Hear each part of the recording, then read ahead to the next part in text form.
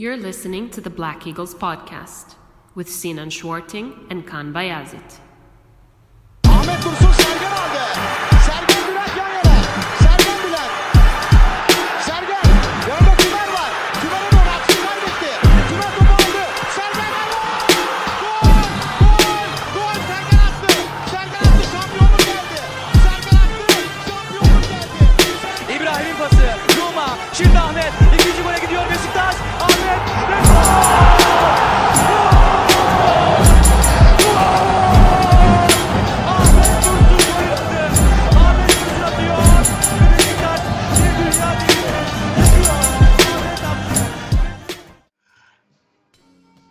Hello Black Eagles and welcome back to the Black Eagles podcast. My name is Kaan Bayazit. As usual, I am joined by Sinan from New York City and from Glasgow, Scotland. I'm joined as well by Kartal and today we have a lot to unpack. We finally have a new manager. You've probably already seen it. I've done an interview with Nadim Raja yesterday. I did an interview with Nicky van der Gijp today to talk about Giovanni van Bronckhorst's time at both Rangers and at Feyenoord.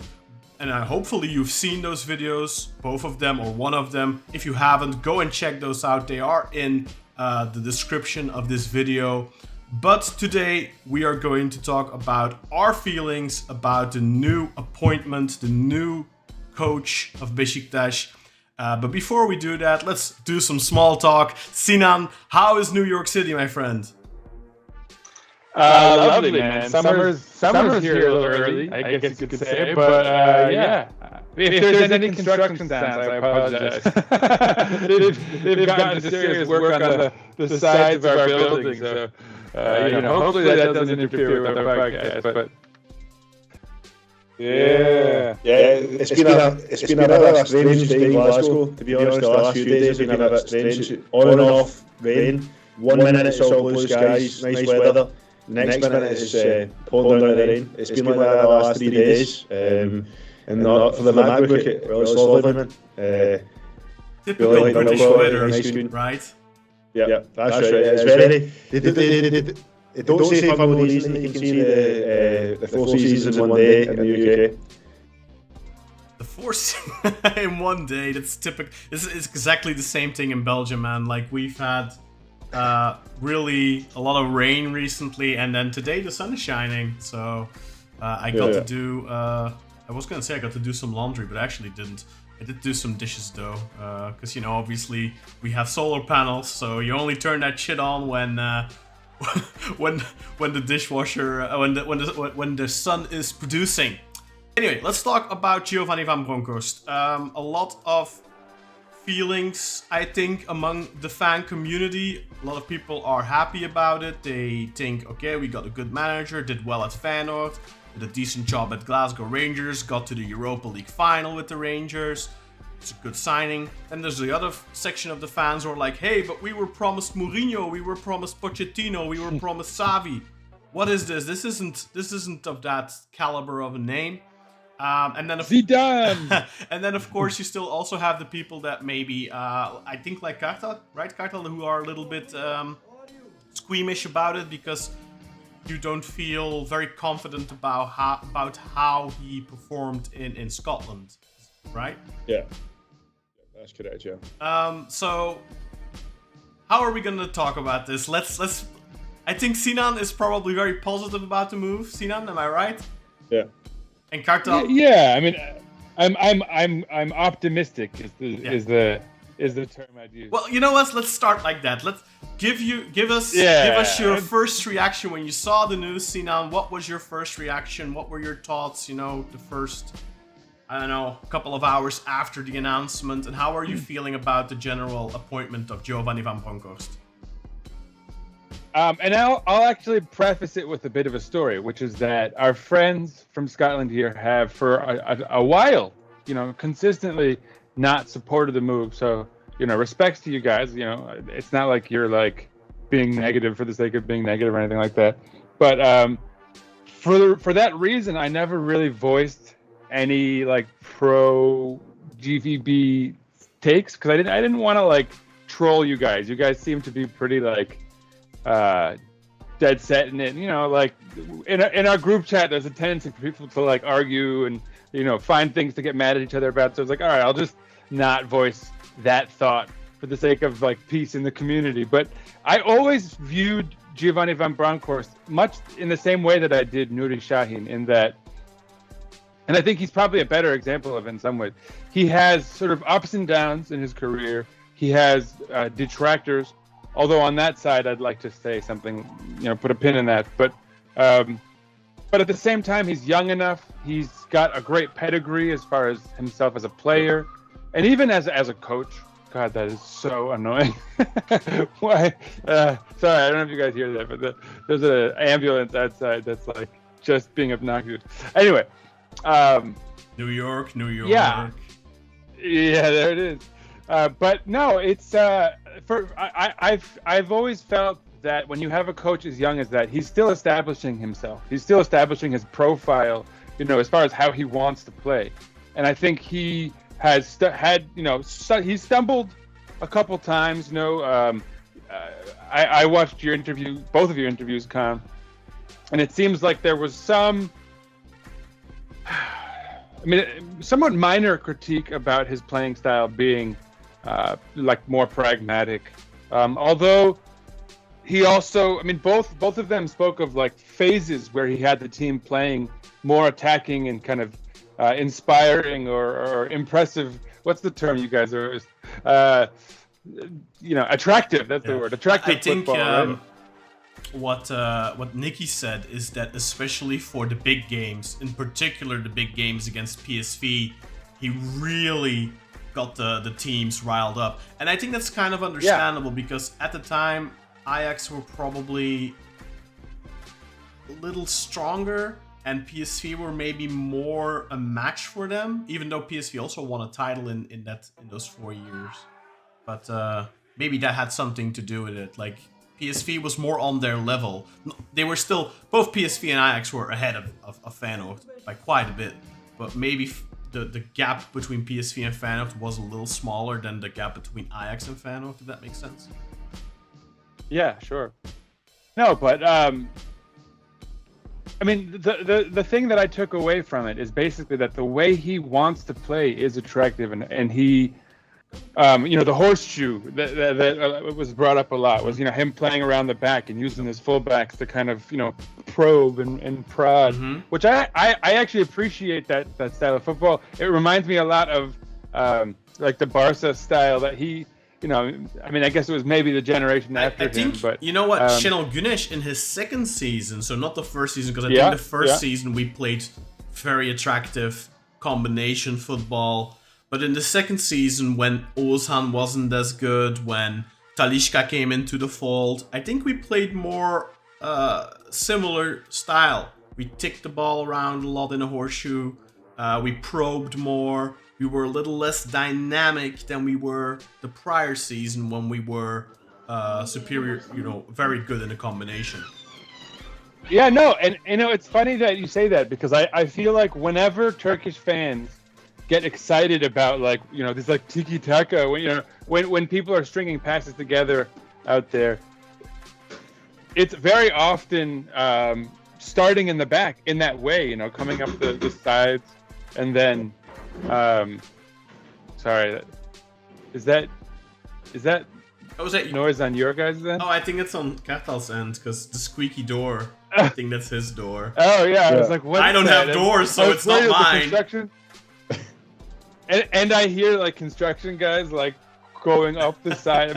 There's lots of chaos right now. Sorry, folks. Where was I with that thought on Giovanni van Bronckhorst? But yeah, no, I feel like we always get excited about teams that are passing from the back, where things are getting started back there. You see things sort of bouncing around, and then there's a clever pass into the midfield, and et cetera, et cetera, et cetera. So I feel like that style of play suits the Turkish league to some extent. I think that it's being referred to as negative might be a little like overblown. I don't know. Like at the end of the day, I came away feeling pretty good about how he might approach things tactically. So would you say based that on the interviews are a must-watch then, Sinan? Very much so, absolutely. Definitely. I've gotten a lot of No. positive feedback so far, actually, from Beşiktaş fans who really appreciated the insights of a Feyenoord fan, especially a Rangers fan. Because I think we see a lot of the now all of a sudden all the Turkish journalists are experts on Giovanni van Bronckhorst, right? Like they know the ins and the outs, but I think there's no better opinion than obviously first-hand opinion from people who actually watched the 68 games in charge of Rangers, the 176 games in charge of Feyenoord. I think there's nothing better than that, because obviously as a journalist you can speak to colleagues, you can get their opinions, but I still think it's better to get it from the horse's mouth, so to speak. Definitely. Yeah, for sure. All right. Well, sorry guys, they just started construction right there. I so if it don't- gets annoying, I'll try to I don't hear it. So it's I can't hear it either. no. So it's good. so I mean, and if they start making real noise, I'll just hit the mute button as often as I can. But anyway, yeah, let's carry on. Don't worry too much about it. So, Kartal, let's get your thoughts, your initial thoughts, because yours were especially. I mean, your brother in particular was very down on this. I had to talk him off a ledge earlier this week, so I kind of felt like a right jackass yesterday when it suddenly got announced, because I was like, it's not gonna happen, man. These guys in the media don't know shit. They're just throwing shit at the wall. And then the guy tweeted, it's getting announced today, they're preparing the videos and stuff, and I was like, nah, this guy's just talking shit, no way, I don't believe it. And then it fucking happened. So Testy. So talking about Testy. so how did you feel about it? I know Özcan is particularly negative on it, but how was your initial feeling, and have you come around a little bit since? My initial feeling was I was pretty disappointed. And the reason for that, to be honest, is, as you all know, I live in Glasgow, born and raised in Glasgow, Scotland. So I don't really follow Rangers that closely. I don't really follow Scottish football that closely. I see the results. I hear stuff from my friends, but I don't really follow it that closely. I mainly just really follow Beşiktaş. But really, for me, the reason why I didn't want Van Bronckhorst is because when he had to do the pre-season and they had the transfer window as well, the fact that the team crashed and burned after it, they threw the towel in the league in November. They get 0 points in the Champions League. They had a lot of injuries. Granted, I don't think the signings were really his fault, because we have heard that he actually did want different players. Some really good ones, by the way. I think, from what I've heard, he wanted some really good players. So I don't think the recruitment was really his fault. Maybe he could have put his foot down more. Like we've criticised, for example, Sheryl Gresh in the past. That's what happened with Gerrard, right? He put his foot down by leaving, because he didn't get, the promises to him weren't kept.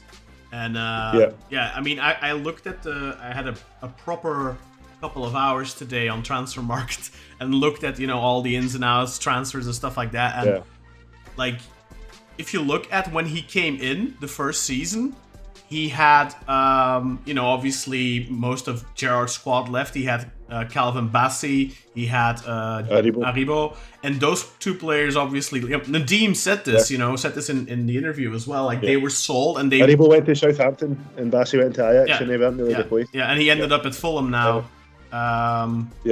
And both of those guys weren't replaced properly. And if you look at their squad now, the replacements are barely playing. I think one of them is just having some injury issues, but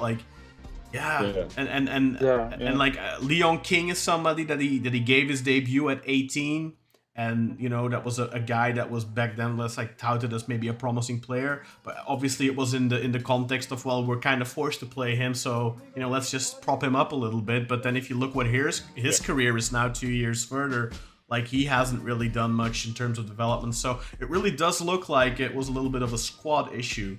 But go continue, please. So they did have a lot of injuries, but a lot of people see that as one of the main reasons why they kind of chucked the towel in the league in November and they got 0 points in the Champions League, albeit in a very hard group. So that makes me wonder, is this guy's training methods good? I mean, it could just be a freak accident with all these injuries, but normally if you're getting all these injuries at once, it tells you maybe there's something that's been done that's not right. Yeah, we had that with So Sagan. It's also worth noting that supposedly Van Ginkel, or what's his name? Is it Van Ginkel? Van Gastel. Yeah, Van Ginkel is a footballer. That's a player, actually, Marco Van Ginkel. Yeah, exactly. Van Gastel supposedly is in charge of like fitness and in that sort of that aspect of training. I'm not sure and if he's it's the guy fitness. I think it might be defensive organization. It might have been fitness. I'm not 100% sure. Somebody told me this months ago. Someone in the group chat said he was on like the technical fitness side of things, which I mean anyway. The point being is that whatever he was part of, he wasn't there with Rangers, so I think it's probably worth noting that him coming, of course, is an important difference in those two. One other thought though, real quickly, since I'm on the main screen here, one of the things that kind of blew me away actually in researching Van Bronckhorst since we've hired him is just how positive most of the fans of his previous teams have been. If you look on Reddit, like Feyenoord, it's everyone is pretty glowing in how they describe his term with them, and that people have very positive feelings about him. And what was surprising to me was that that's very true of Rangers too. And obviously I heard Nadim and I thought, that's one guy's opinion, maybe it's anecdotal, but he seemed quite pro Van Bronckhorst basically. And to see on Reddit, like, the comments get negative once you start scrolling down, but for the most part, everyone is like, he's like a great guy who, had us playing pretty well for a time, but like promises, it seems like most of people's blame goes to the board. It's a bold, as both of you guys were actually just saying. And they still they still seem to be in that exact same position now. So Gerrard left 3 years ago. And it seems like if you look at the squad as well, like their squad hasn't changed that much. And that's something Nadim was saying as well. Like they have a lot of players that have been there for 4 or 5 years that have just kind of overstayed, floundered. And the thing as well is what you need to keep in mind. The big difference is Scotland is very much a development league. Players go there with the goal of it being a stepping stone, usually to the Premier League, right? Because so the wages in Scotland are significantly lower compared to Turkey, whereas Turkey, for players is much more an end station. So I think not always, obviously, it's also becoming more and more of a stepping stone to top 5 leagues now, which is a positive evolution. But the fact of the matter is that a player can come to Turkey and have a really good wage and not be in the same mindset of, I play one good season and I'm out of here and I get a big contract, because they already kind of have that big contract. And I think for a lot of players who, especially that season under Gerrard where they won the league with 102 points, 25 points ahead of Celtic. A lot of those players probably thought, after a season like this, we are gonna get our transfers, and almost nobody did, right?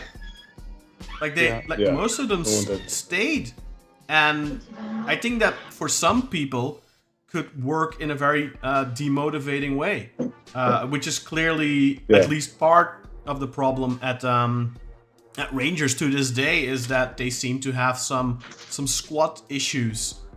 Similar to our issue this season, where I think we had a lot of unmotivated players.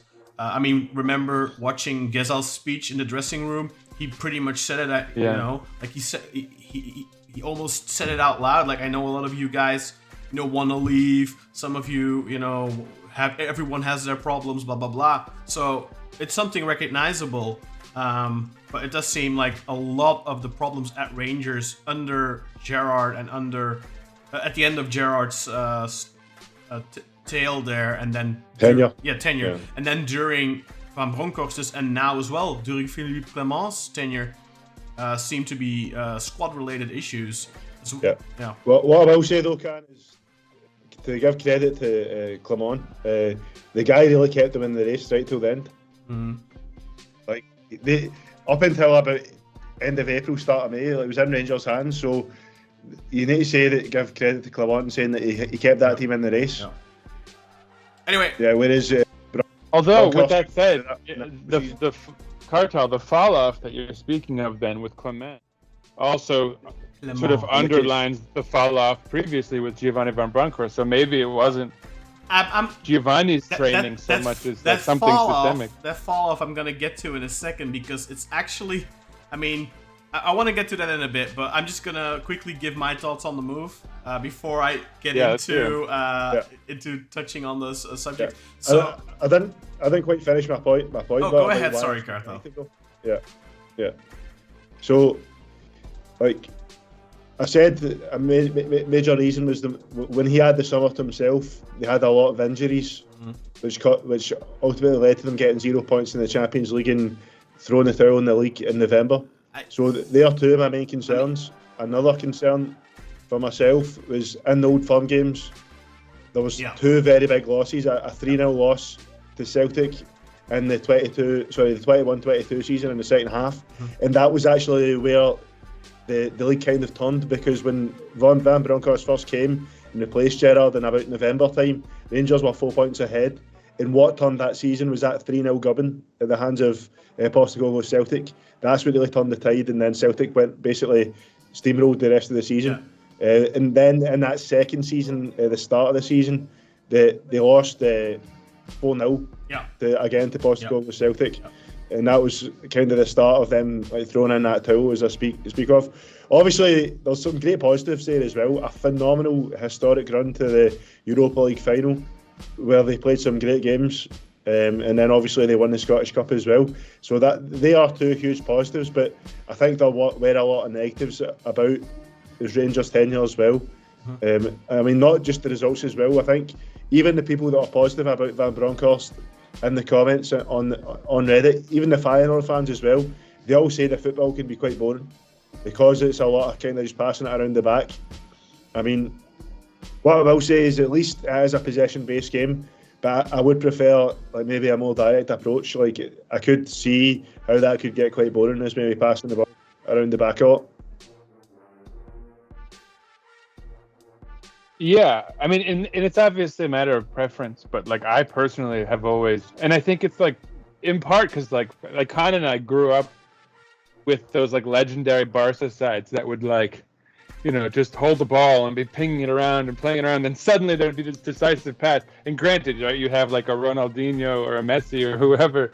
But like Van Bronckhorst was a part of that. So it's almost fitting that he would be trying to kind of bring that into this generation of football. I mean, for me, in part, maybe because I've been trained, you know, to view that style positively. But yeah, I mean, I like it. And I like the idea of us holding the ball and probing, you know, and using those fullbacks. Like, if you think about our major success recently with Gazal and Rosier on that flank, right? We've had some success coming out of the back in that same fashion recently. And as Kaan mentioned, right? Like, you know, at our best with Şenol Güneş, we were kind of doing a bit of a horseshoe, you know, bringing it up the sides with Adriano or Gogan Gonu. Most would say the football was best in the first season. Exactly. The first season was the best. Second season was more, I think, you know, that similar to that style described. All right, I have a couple of nuances on some of your points there, Kartal, but before that, I'll give my opinion on the move.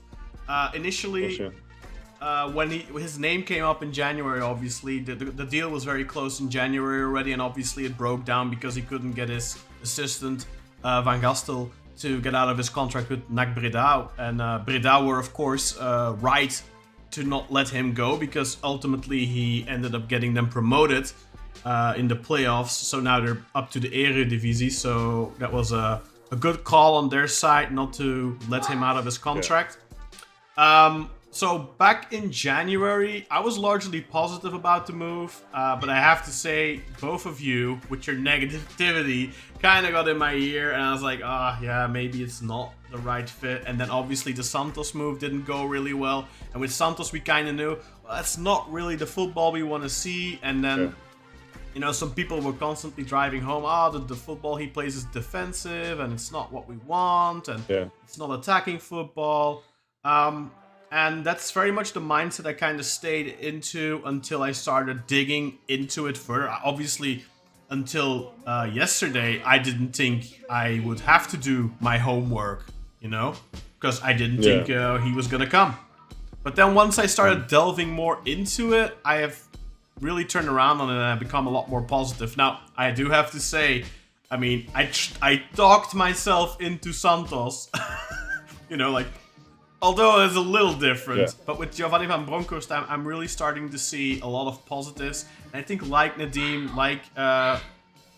like described by Nicky as well, there are ups and downs with Van Bronckhorst, but he plays a very straightforward style of football. I think that's something that can translate really well to the Turkish league. That's also something Nicky van der Gijp pointed out.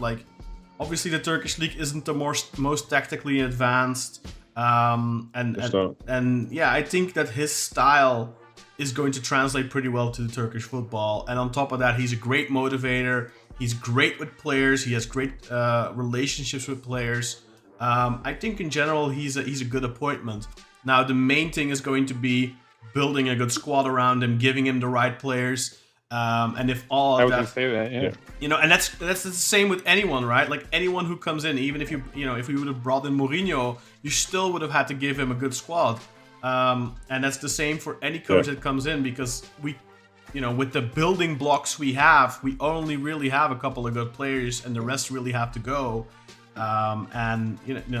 If we don't do this window properly, then no matter who would have come, it would be a very difficult season. So let's knock on wood, that we get the right players and that Giovanni van Bronckhorst can play the style of football he wants. And then we can judge him based on that.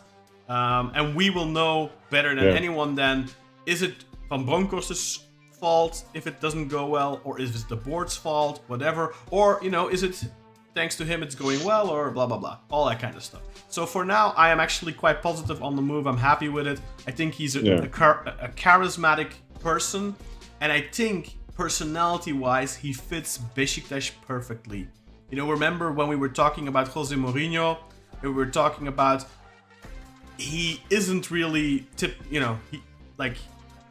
I love Mourinho. I said that. I think he's fantastic. But what does Mourinho stand for? So charismatic as well, man. Exactly. But what does Mourinho stand for?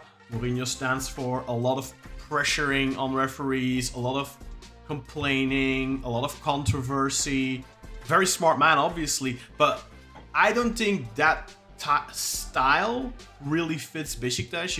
Şerefli, ikincilik, all that kind of stuff. We are a club. Efendi Beşiktaş. Exactly, Efendi Beşiktaş. We pride ourselves in being a gentleman-like club. And in that regard, I think we couldn't have found anyone better than Giovanni van Bronckhorst, because he is the epitome of a gentleman. Yeah, you're saying that, Karen, just to back that up. When I was doing my research, I asked the Feyenoord fans on Reddit about him. And even when I was looking in the Scottish football subreddit, because there was a post about him coming to us, and the Rangers and Celtic fans were talking about it. Mm-hmm. The word that was used the most often was gentleman in all those comments. Yeah. So that shows that he is, above everything else, we've signed a great guy, a gentleman, and also, from what I've heard, a really good manager as well. Like Rıdvan Yılmaz said last year in an interview, he was saying, Gio was good, man. That's what he was saying. He said he was a great manager. He really took his time and showed interest in everyone and spoke to everyone, and made the players felt like they mattered. So to hear that from Rıdvan, whereas he said Bill had more of a kind of a stricter approach, where he was a bit kind of distance from the players. So I think those attributes that Rıdvan referred to, and how everyone that's spoke about him has called him a gentleman, I think they are two very good attributes, and two attributes that could be used very positively and suit Beşiktaş to a T. And on top of that, by the way, don't forget, also one of the things that Nicky van der Gijp pointed out is, he literally said, I think he is the best manager I ever saw when it comes to working and giving chances to young players. And that is something this board stands for, right? So when you look at the profile Giovanni van Bronckhorst, I kind of understand why our board decided to go with him. You know, a gentleman, somebody who is able to obviously the Celtic games didn't go well, but in the Netherlands at least, the big games, he always managed to charge his team up for those big games and to motivate them and to give their all in those big games. That's a positive. He's a gentleman. He gives a lot of chances to young players. He helps develop players, and he's really good at managing and, like you said, making players feel like they matter. And if one of the biggest problems Beşiktaş have had over the last decade or so is that we have wasted so many younger players, you know, like a Montero, like a Mitrovic, like a Milosevic. I'm not gonna say Hasic because Hasic was getting his chances under Sergen, but there's been plenty of guys over the past decade or so where we paid a decent amount of money for, and they kind of just got chucked out the window. And most of that was because of Şenol Güneş. And Şenol Güneş, you know, poor man management. We've talked about it many times. At least when it comes to his non-favorites. He's like the and on top of that, Giovanni. also, Şenol Güneş was one of the worst managers in terms of making use of club funds. Because we paid 4 million for Matej Mitrovic. We paid a couple of million for Milosevic. We paid a lot of money. We paid money for Franco. We paid money for... these are all players. It adds up. It's like 10, 20, 12, 15 million euros that we ended up paying up for relatively young players, and they all kind of went to waste under the Şenol Güneş era. And I think that's a positive with Van Bronckhorst as well. Definitely.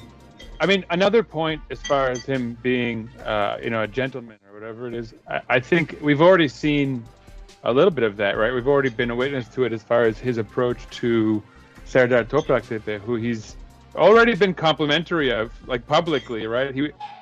I think he was asked, would you be open to him being on your coaching staff? What was that?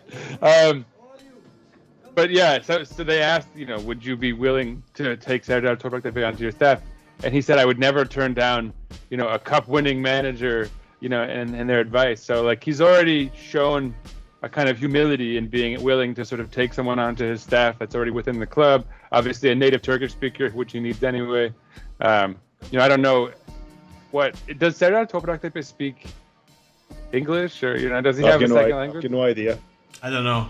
That that'll be an interesting dynamic. But obviously he'll have translators anyway. But let's hope he speaks English. Already, like yeah, you'd hope so, exactly.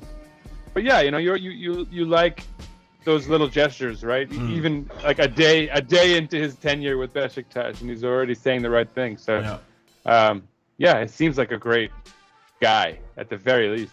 But also, like based on both of your interviews, I have to say, what is going on over there? It's like a Looney Tunes sound effects. Squeaky door. Anyway, yeah, what is that? Where was I just now? I feel like he also has a tactical approach, and it's measured and it's considered, right? Like whether you like it or not, whether it's attractive or attacking, to the extent that you'd want it to be. One thing I definitely came away from both of those interviews is that he definitely has a deliberate style, right? He's going to try to get us. Tell us to just leave the door open, Kartal. Anyway, put some oil on those hinges, man. Yeah, I need some WD for it. It's almost like it's like Looney Tunes. Yeah, they're like it's crazy. It's like somebody's trying to sneak in the room. Yeah, it's like old school sound effect. Like when it's like a ghost laughing at him. Because that Columbine trying to sneak back in the club.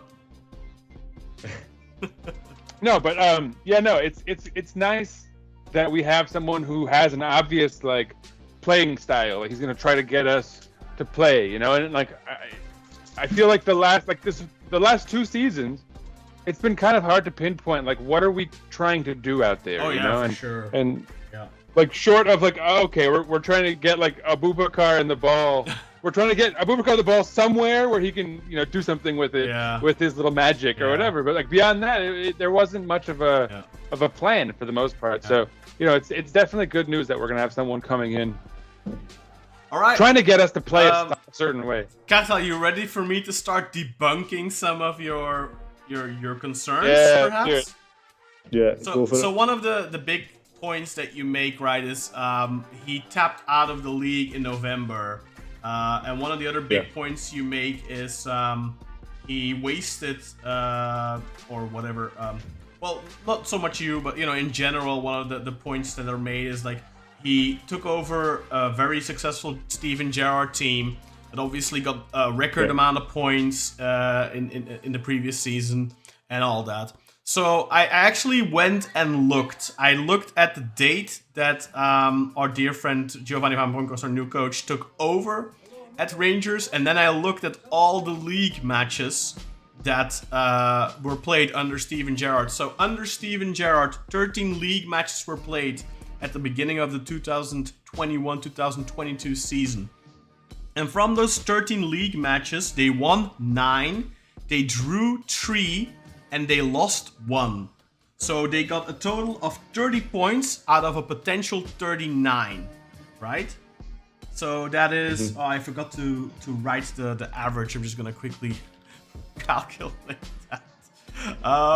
So 30 divided by 13. So that's 2.3 points per game. So remember that, 2.3 points per game under Steven Gerrard when Giovanni took over. 2.3. So, when Giovanni van Bronckhorst took over, he coached a remaining 25 matches. And in those 25 matches, Rangers got 59 points. That is 2.36 points per game. So that's actually a higher average points per game ratio than Steven Gerrard. So for those people saying he dropped off, no, he didn't. He actually slightly improved the form even over the next 25 games. The big difference is Celtic. Yeah, Celtic got hot. Celtic They got hot. had a bad start to the season, obviously. They only got 26 points out of those potential 39. So let's see, that's an average of 2 points per game. But then they just picked up the pace incredibly. They got 8 more points overall over the next 25 games. So in the next 25 games, they got 67 points divided by 25. So that's 2.68. That is the average points that Gerrard got the previous season with his 102-point season. That is exactly on the nail, the exact points per game average Gerrard got the previous season. But can you really judge this team or Giovanni van Bronckhorst on what the team did this season before? We all know, we saw this ourselves. When we won the league last, the drop-off the following season, there's always going to be a drop-off. Now, obviously, our drop-off was dramatic. But this is a very respectable amount of points per game. 2.36. In most seasons, in Turkey at least, you win the league with that, with 2.36. But also, correct me if I'm wrong, that's the same year that he went to the finals of the Europa League. That is exactly. He was only there a year. Yeah, that is that is the same. So then time out. Yeah, so that's then time out. Like, he gets a full pass on everything because, as I recall, Şenol Güneş shot the bed a couple years in the league, but because he did well in Europe. He got a full pass from like 75% of our fan base. That's true. And he did not go to the finals of the Europa League. So that's just worth, again, like a little asterisk. I would add. Anyhow, go ahead. All right, let's go to the next season. So in the next season, he was in charge of 15 games. So on Beş. Gerrard the previous season on Uç. 13 games. And in those 15 games, Giovanni van Bronckhorst, the season where he tapped out in November after 15 games, he got a total of 33 points out of a potential 45. He got 10 wins versus Gerrard's 9 in 13. He got 3 draws, the exact same amount of draws that Gerrard got in his 13 games, and 2 losses. So he lost 1 game more. So he played 2 more games, won 1 more, lost 1 more. That is the only unfortunate thing. So his point per game average over those 15 games is still 2.2. So it's not like they were dramatically terrible. Of course, the big caveat is they lost to Celtic. They lost to Celtic. The thing you need to take into account, Kaan, is the Scottish League is decided in old firms normally. You can't really afford to lose many points against the small teams. You need to have a near perfect record, and he didn't that year. Obviously, Gerrard. But neither did Gerrard. Gerrard, this is almost point for point verbatim, or how do they say it? Verbatim, the same record Gerrard had the previous season before he fucked off to Aston Villa. It's almost exactly the same. And they sold Calvin Bassey and they sold Aribo. He lost 2 of his key players over the summer and they didn't get properly replaced. So he had a weaker squad after reaching the finals of the Europa League and, to boot, reaching the group stages of the Champions League, something Steven Gerrard the previous season failed miserably at, lost twice, not once, but twice, to Malmö. And Van Bronckhorst knocked out Union Saint-Gilloise from Belgium. They, the last 2 seasons, lost the Belgian title by 1 point. Both seasons. And ever since they've been in Europe, they've gone far. They've overwintered every time. They've gone past January every time. So they're doing great in Europe every season. They knocked them out. They lost 2-0 in Belgium, but they won 3-0 at Ibrox. And then they went and knocked out PSV. They knocked out PSV. Yeah. And mind you, the next season, Rangers played PSV again, and PSV raped them 5-1.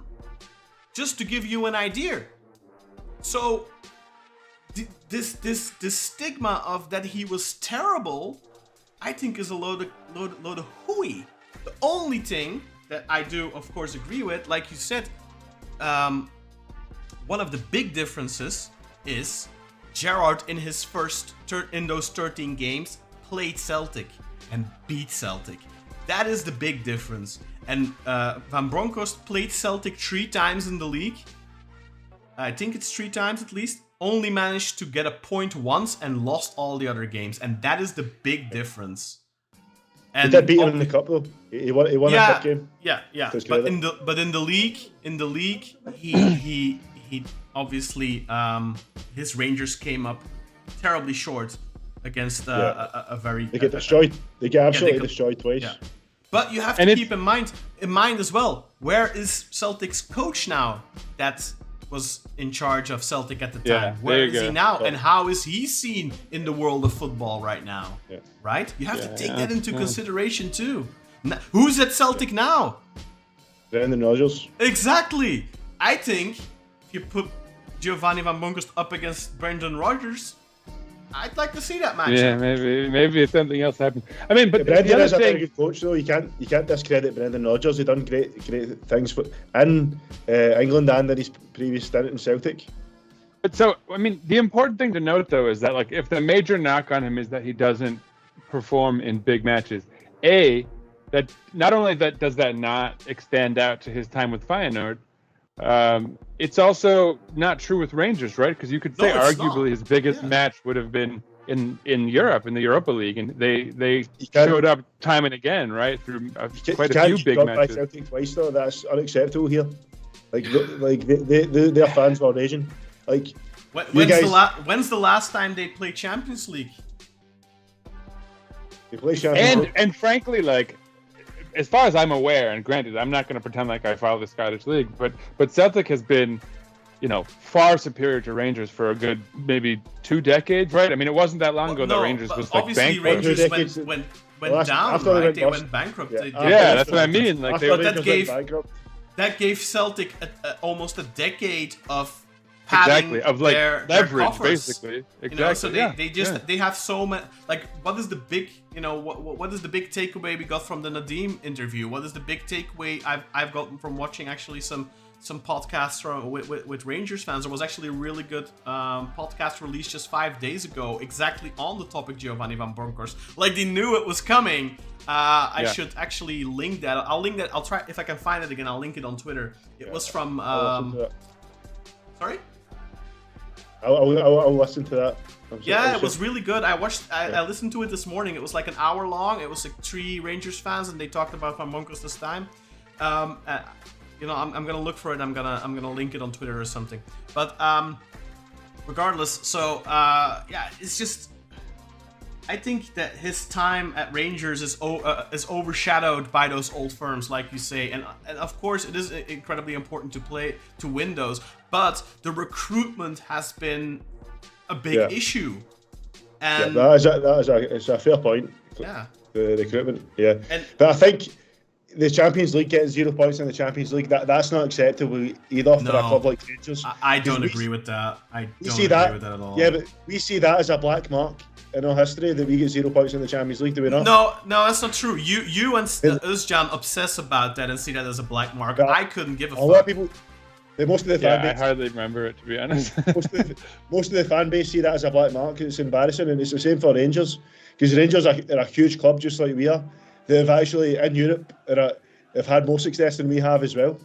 So that isn't acceptable for them. They are a very big club, but if you compare their squad, their players, their quality of footballers, and you look at their opponents, they were up against Napoli, who went to win the Serie A the season after, were top of the league at that point. They were up against Liverpool, the strongest generation of Liverpool in 30 years.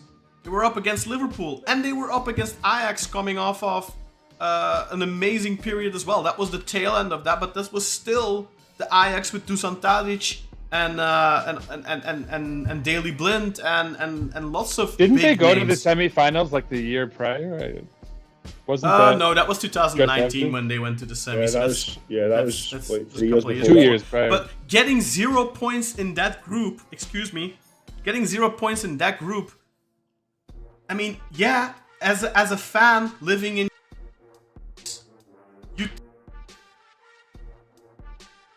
Another thing to note is, did you know that was the worst performance ever by a team in Champions League group stage history in terms of the they difference? got pumped. They got beat 3-0 twice, I think, by Napoli. They got beat 4-0 by Ajax and 2-1 by Ajax, and then 7-1 by Liverpool. So it was terrible. Of course, it was a terrible performance, but they were in a to expect them to get more than a single point in that group is absolutely naive. It's not gonna happen. When those 3 teams play at the level they are capable of playing, Rangers don't have a shot, don't have a chance in the world. Same thing for Beşiktaş. If we play those 3 teams and they get to the level they're supposed to get to, we don't have a chance in the world. Same for Galatasaray, same for Fenerbahce. Even now, I put, Fenerbahce would have a chance against Ajax, and Galatasaray would have a chance against Ajax. But that Ajax, I'm not sure about that. I don't know. I honestly don't know. I think for them. Look, I'll say this. I gotta say it, because as far as it being like a black mark, I mean, just to talk about us and our year where we were terrible in the Champions League, right? Yeah. Like, the reason I barely consider it is because you can't remove those things from their context. Sure, you can remember 0 points or whatever it is, but you have to remember that we had just so many injuries for the first 3 quarters of it. So by the time, to be fair. Yeah, so I was gonna say you can't remove and don't those forget from their context. against Napoli at home, they got a red card, I think, didn't they? And they conceded 2 goals in 15 minutes, and it was really messy. Or was it maybe against Ajax? And by the time you're out of the tournament later on, maybe you have more guys available, but you're not going all out because you're not going to make it through the next round anyway. Once you've got 0 points and it's round 5, if you're going down to the Europa League. So. Yeah. And you got to focus on the league or whatever. What often happens in those types of scenarios is by match day 5 or 6, the cards are shuffled in the group. So by match day 6, usually, like you play a big team and they field their B team. Like the same thing happened to Antwerp against Barcelona. You know, Barcelona didn't have anything to play for anymore, so they didn't care. Osby's Man U in 2009. Exactly. So that tends to happen a lot. But this was if I remember correctly, this was a pretty competitive group. So those 3 teams, you know, were still really vying for those spots, and they're not gonna let off against the Rangers. You know, obviously, you know, as a Rangers fan and as a Beşiktaş fan, our 0-point run. And for a Fenerbahce fan, their 0-point run and that 8-0 and all that is painful for us. For me, that's more of a black mark. The 8-0 is a black mark. But the rest of Europe, I remember a lot more. The rest of Europe don't give a fuck though. They don't care. They don't care. Like it's just you that cares. It's just you, the fan, that cares. Like quite frankly, the 0 points in the Champions League. I mean, I watched those games. You know, we could, against Dortmund in the first game. I thought we were really good, and we could have gotten something from that game. But then those injuries started, and it kind of just got thrown out the window. Should have always beat Ajax. We should have always beat Ajax at home. We were the better team in that game. Yeah, and away against Ajax, we get a bullshit disallowed goal as well with 10 man. But that's, you know, the same thing. I'm sure if you ask a Rangers fan and you ask them to analyze those 6 games, I'm sure they'll be able to pinpoint multiple moments in those games where maybe, not all of them, of course, you know, 7-1 to Liverpool, you probably didn't have much of a chance there. But even like the Napoli game, I think, you know, some people who may have some points, you know, this detail may have gone a different way. But the thing about the Champions League is you're playing against such good teams in the Champions League. Details make the difference between getting something and getting spanked 3-0 or 4-0. The level, the deficit between the pot 4 teams and the pot 3, pot 2, pot 1 teams has become so exponentially bigger the last 10 years or so, because they are pumping more and more and more top 5 league teams in there, and those top 5 leagues, those clubs have so much more budget than the rest of Europe. So the gap has increased exponentially. It's not comparable anymore to the 2000s and even the early 2010s, because the last 10 years or so, the gap has just become so big, and those pot 4 teams. When's the last time a pot 4 team got through the group stages? You know, back in the 2000s, you know, just look at Galatasaray this last season, right? They just invested more money than they've ever invested before in a team, and it got them cracked in the Champions League. And the only reason Galatasaray got points in that group is because Manchester United were really, really fucking poor. Not even Manchester United, their goalie, just Orana himself, was really poor. You know, Manchester United having one of the worst seasons in their history, and then Bayern München having one of the worst seasons in their history, and they didn't beat them. I do have to be fair though, like Galatasaray probably should have got the 3 points in the first Copenhagen game, and they played better than Bayern Munich at home. Shoulda, woulda, coulda. That's kind of what we're talking about. That is exactly what I'm saying though. They should have won it, but they didn't, because those games get decided by details. And that's against Copenhagen, huh? That's a Danish team. That's nowhere near the level of opposition that we had. You know, we weren't in the worst group in the world, but we had Ajax, prime Ajax. We had Dortmund with Jude Bellingham and Haaland. And we had Sporting Lisbon under Ruben Amorim, who's been doing a fantastic job. Yeah. You know, maybe that Sporting team, you could argue, is closer to the level of Copenhagen, but I think, you know, the champions of Portugal are still a couple of steps up from the champions of Denmark in my book. That team, Dortmund didn't get through that group. It was Sporting and Ajax that went through. So Lisbon had a better performance in that group than Dortmund did. And as far as I'm aware, a lot of the star players from that team have already gone to the Premier League too since. So it's not like that was a team lacking in talent, right? I can't remember exactly. I only remember the guy that scored against us. Coates. Sebastian. Yeah, Coates. He's still there, I think. Yeah, he I'm is. pretty sure one of the fullbacks went to Tottenham or something. Yeah, no, they've had a couple guys. I forget. All their names are kind of similar. It's like Mateusz and Reusch, and you know what I mean. Like there was like 4 guys that all went, and they all had like the same Martin or whatever. Like I don't know, whatever. But yeah, no, they were. That was a very talented team. So I mean, just if we look at the biggest knocks of Giovanni van Bronckhorst's career at Rangers. One is, okay, he gives away a 4-point lead and Celtic run away with it. But I think I kind of debunked that already because he did better than Gerrard did in his first 13 games. He did better in the 25 games than Gerrard did in the 13 games. The big difference is Gerrard had a Celtic game in there and he won that one. So yeah, and they decided the titles in Scotland. That's so that's why it's very important. So you can't really downplay that. That is a huge factor. No, you can't downplay it. That's very true. But even if he does, even if he, let's say he wins one of those Celtic games, he still doesn't win the league though. With that point average. Yeah. Oh, actually, he might.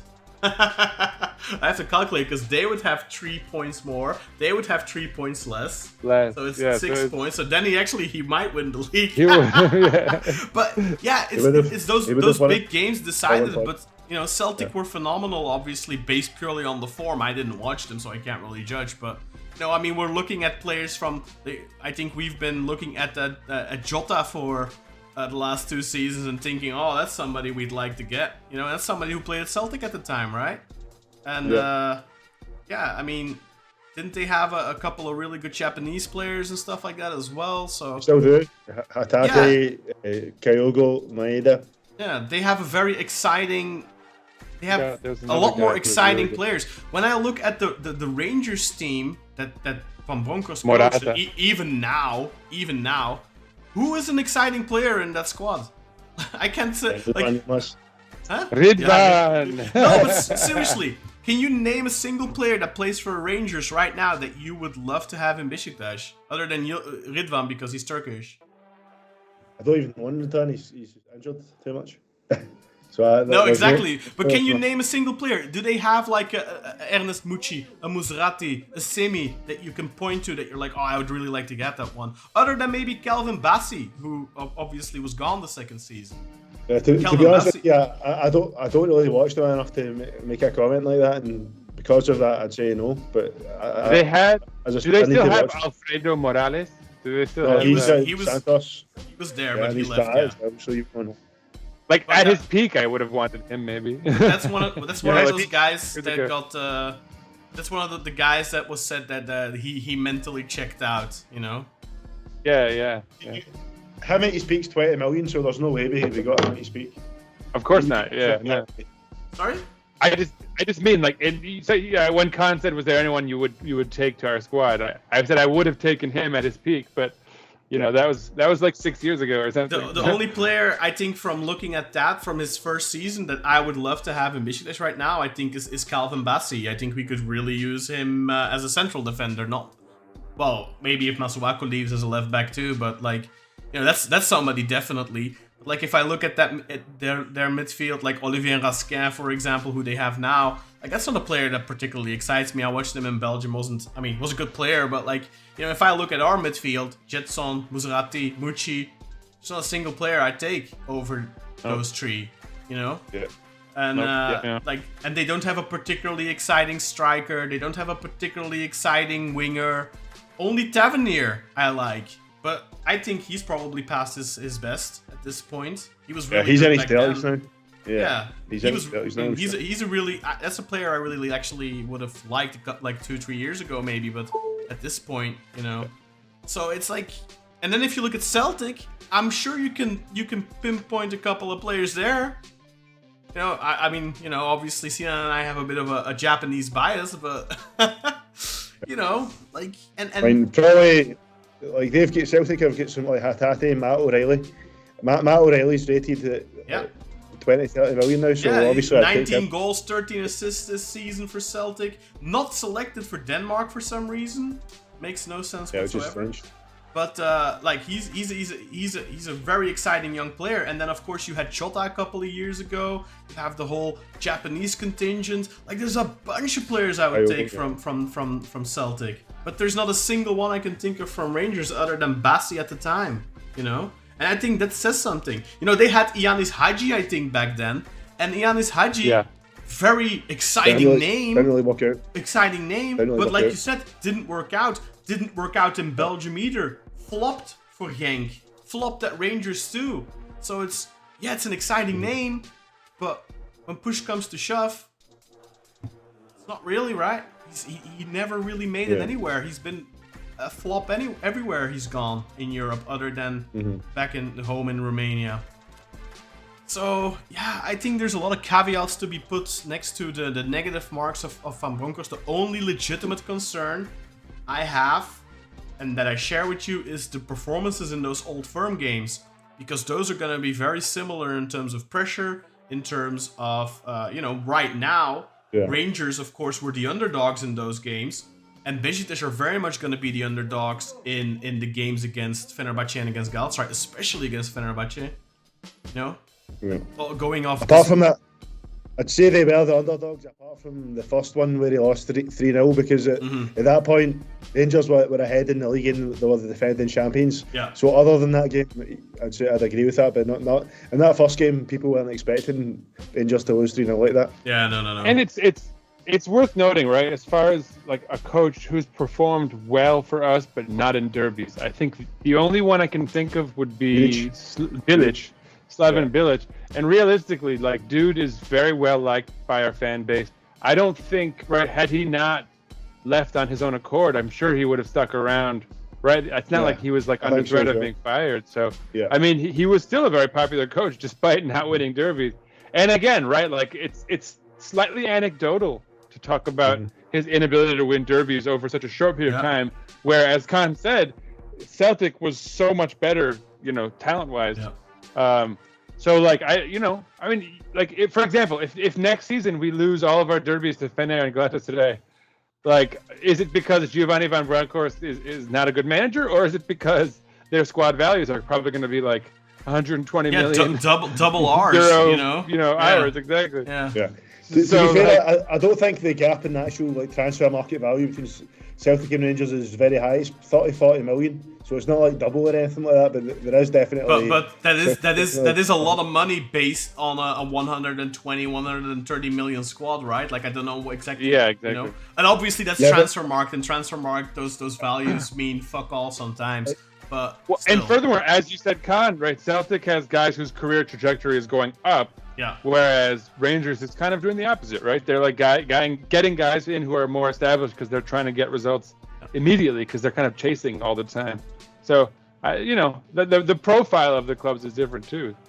Yeah, I mean, I don't know. Like, I feel like if you look at that Ben Davies guy, they got to replace Calvin Bassey at central back. Or you could argue Ridvan replaced him because he's originally a left back, but that Ben Davies guy, I think, played 7 games in the league this season or something like that. I believe he has injury issues, but regardless, it's one of those guys that came from Liverpool but never played a single minute in his life for Liverpool. Then you have Ridvan, who has played well when he plays, but he's constantly injured. Some of those moves just haven't panned out. They weren't necessarily bad signings. Like, I think Ridvan's a quality player, but we already noticed it. He was, there were already signs on the wall of him being injury prone, right? When he was with us. And it just continued. And, you can be the most talented and the best footballer in the world. If you're not fit and you can't play, you're no use to anyone. So... Yeah.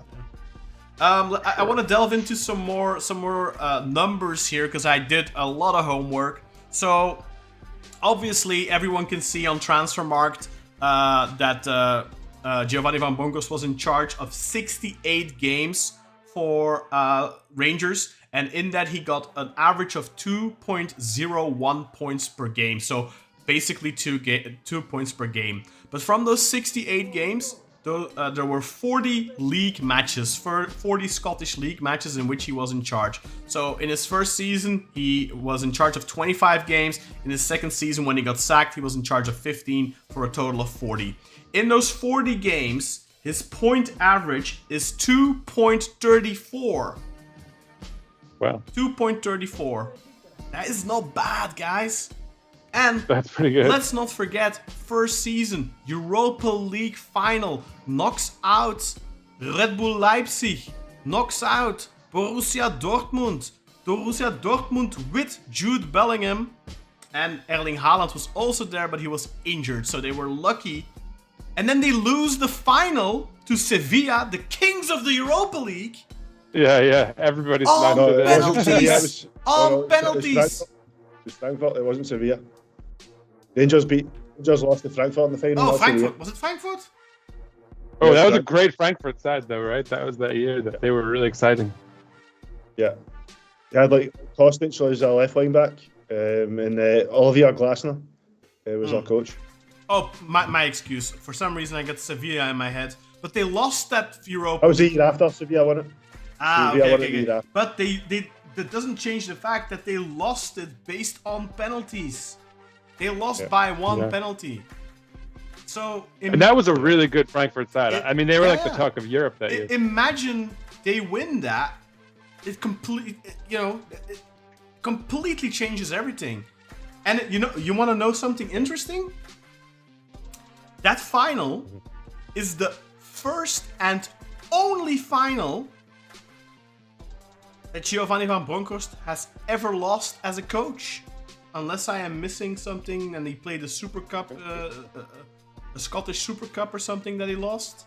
He may have lost. Doesn't exist. They don't have a Scottish Super Cup. So that is the only final in his career as a coach that he has lost. And you might be sitting there right now and thinking, yeah, but Kaan, how many finals did he really play?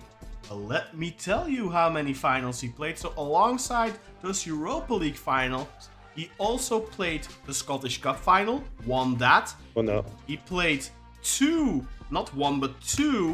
Dutch Cup finals, won both of them. Two Super Cups. And then he won 2 Super Cups as well. Little caveat, both those Super Cups were won on penalties. Still, he won them. Yeah. So that's how many finals is that? That's 6. That's six finals. He's 5 out of 6 guys, and the only one he lost was on penalties. That says something, Granted, 2 of them he also won on penalties. So sometimes you're lucky, sometimes you're not. But it doesn't change the fact that he is, other than those old firm games which are worrying, he is a coach that is able to motivate and get his teams ready to be formidable in big games, big occasions, finals, big matches. I want to go into his time. Actually, guys, let me give the microphone to you for a second, Sinan. One note on what you just said. It's worth noting that he's now, that based on what you said, he's won as much silverware as Şenol Güneş, although much quicker. If you look at their age, I think it's relatively. one more. I think he's won one more. Does he already have one more? Wow, there you go. I think he's got 6 cups or six trophies. And I think Sinan has 6 as well, but I might be mistaken. I thought it was 6-6. Yeah, I think it's 6-6. Let me check that. Check that way there. But maybe with the Super Cup, I don't know. Anyway, but the point being that Giovanni van Bronckhorst has achieved things at a high level, arguably a higher level than Şenol Güneş. That's perhaps debatable.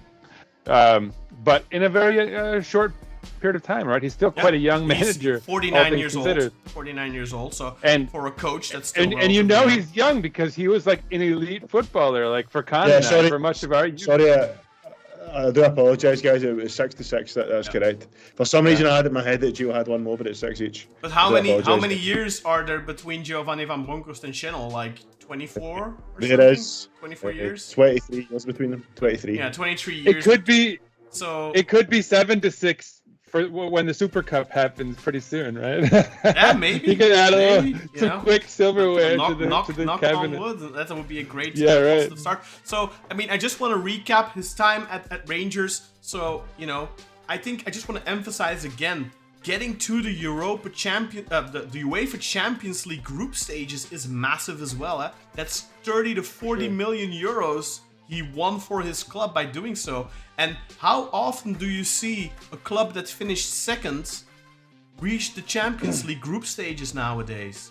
The last time a Turkish club has done that was 2007. Was Beşiktaş. In 2007, that's almost 2 decades ago, guys. Like Fenerbahce, Galatasaray, every time they've tried, they got knocked out. We're actually the ones who got closest to pulling it off again in 2014, where we went out 1-0 on aggregate against Arsenal, and we should have had 2 penalties. But Proença decided that we need more Premier League teams in the Champions League. If you remember that. That's the referee, by the way, for the match. Yeah, it's a bad omen for Fener, right? Because they're not given. 2 penalties not given in that game, and the Debussy should get sent off. Yep. So that's what Kaan's referring to for those who don't know. Yeah. So anyway, I want to go more into his days at Feyenoord, unless you guys want to add anything about his time at Glasgow. Actually, Kartal, have I changed your mind at all? I mean, to be honest, Kaan, as after it was announced, I've kind of made myself more positive anyway. I've gotten more positive, so I wouldn't really say you've changed much, because after that initial disappointment, it did turn into excitement, because like I've just thought about it more rationally, and look, if we can give this guy the right squad, he's got enough success in there that shows that he is a good manager. Whether or not he's going to be successful at Beşiktaş, time will tell. But I think he does have a fair chance if the squad builded is good enough. That's the spirit. Sinan, do you have anything to add about the Rangers period for our dear Gio? No, except that it's actually fairly anecdotal, right? Like, it's not like it was a huge stretch of time, so I feel like a lot of the opinions people have are a little bit too, you're like kind of putting a little too much scrutiny on a very short period of time. All right, anyway, go on. So let's go to this time at Feyenoord then. I'm not going to talk about this time in China, because quite frankly, I don't know a lot of people in Chinese football, and he was only there for 22 games. But in terms of Feyenoord, so he was in total 7 years at the club. He worked three years as an assistant coach. Like Nicky van der Gijp pointed out, go and watch that episode. He worked under several managers, including Dick Advocaat and Fred Rutte.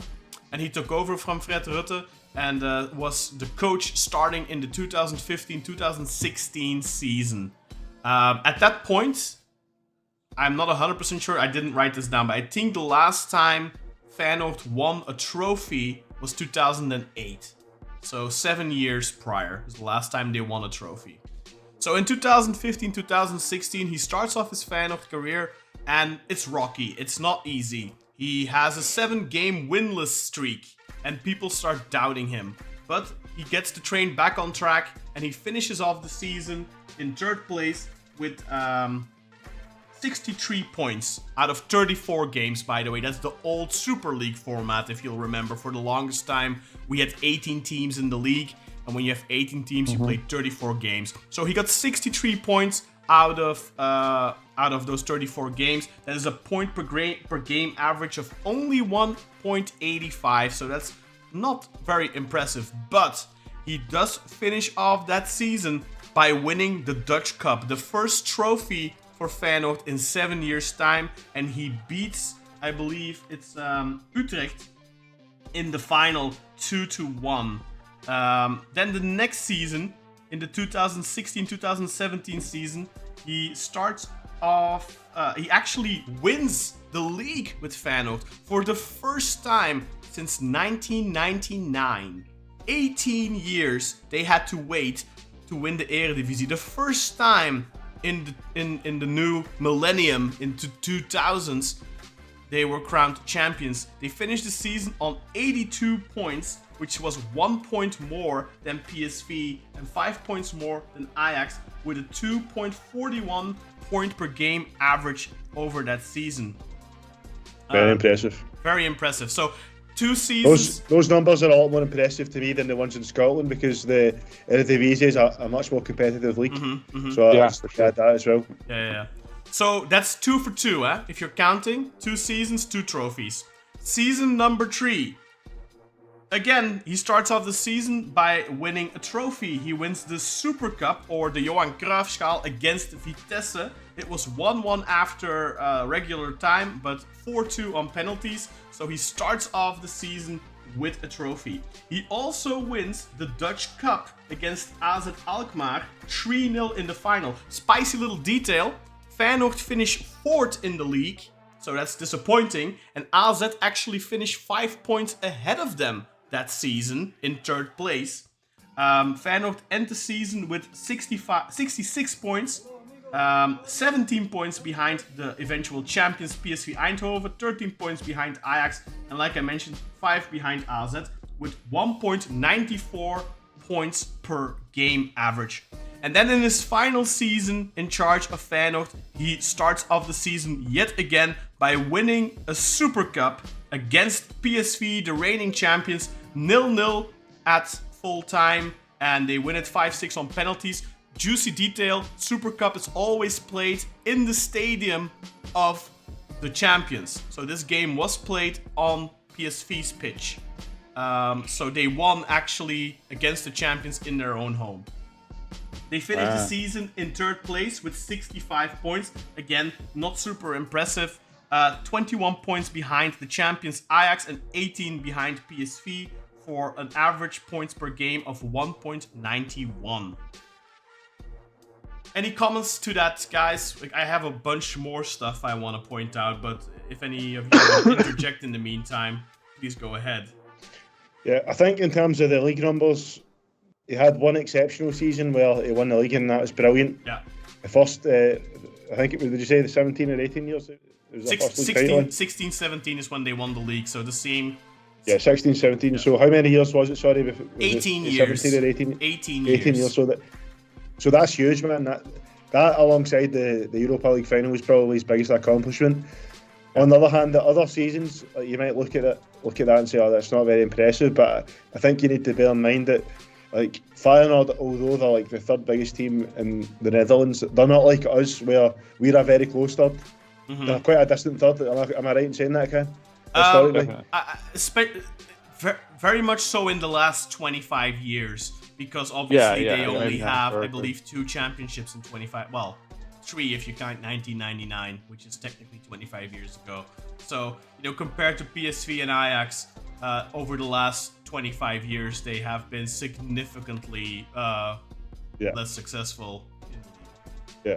So I think, was it overall, was it 4 seasons, yeah?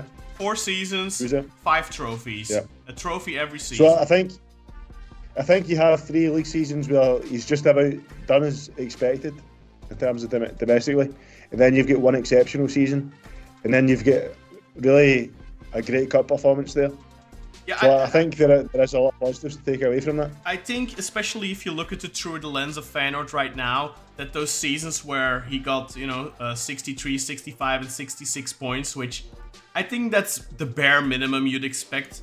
Like, I think ideally you'd probably want them to be more in the mid-70s, to be a little bit closer to Ajax and PSV, but you have to keep in mind the difference, the gap, the financial gap between Feyenoord and those two, Ajax and PSV, was massive back then.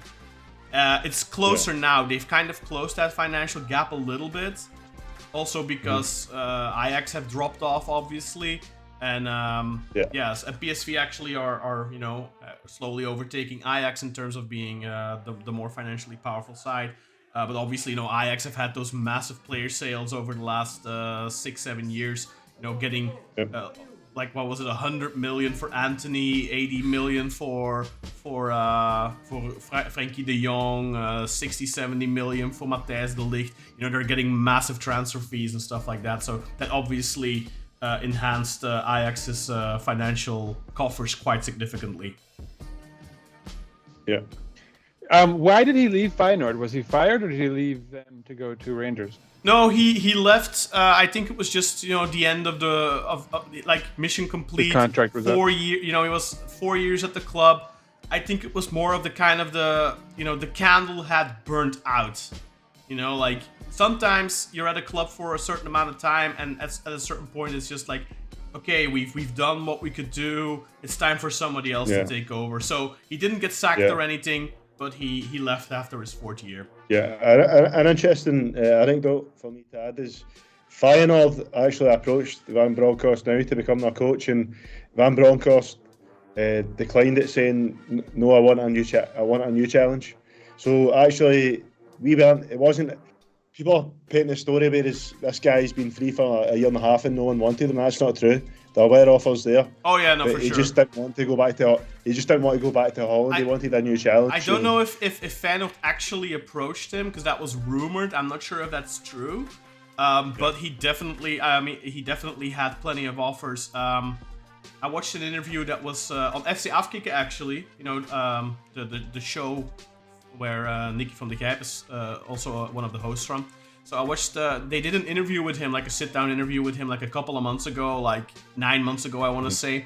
And at the time he was saying, well, you know, I've had quite a few offers, but I've declined them so far because right now I'm enjoying my time being home with my family. You know, he was really just waiting for the right offer to come around. I don't think it's a case of he was desperate for a job. I definitely think he knows what he's getting into with Beşiktaş. He knows it's a massive challenge. That's also why he didn't want to get into it in January, because he couldn't get the assistant he wanted. But I do think that he is going into this very much. This is a chance for him.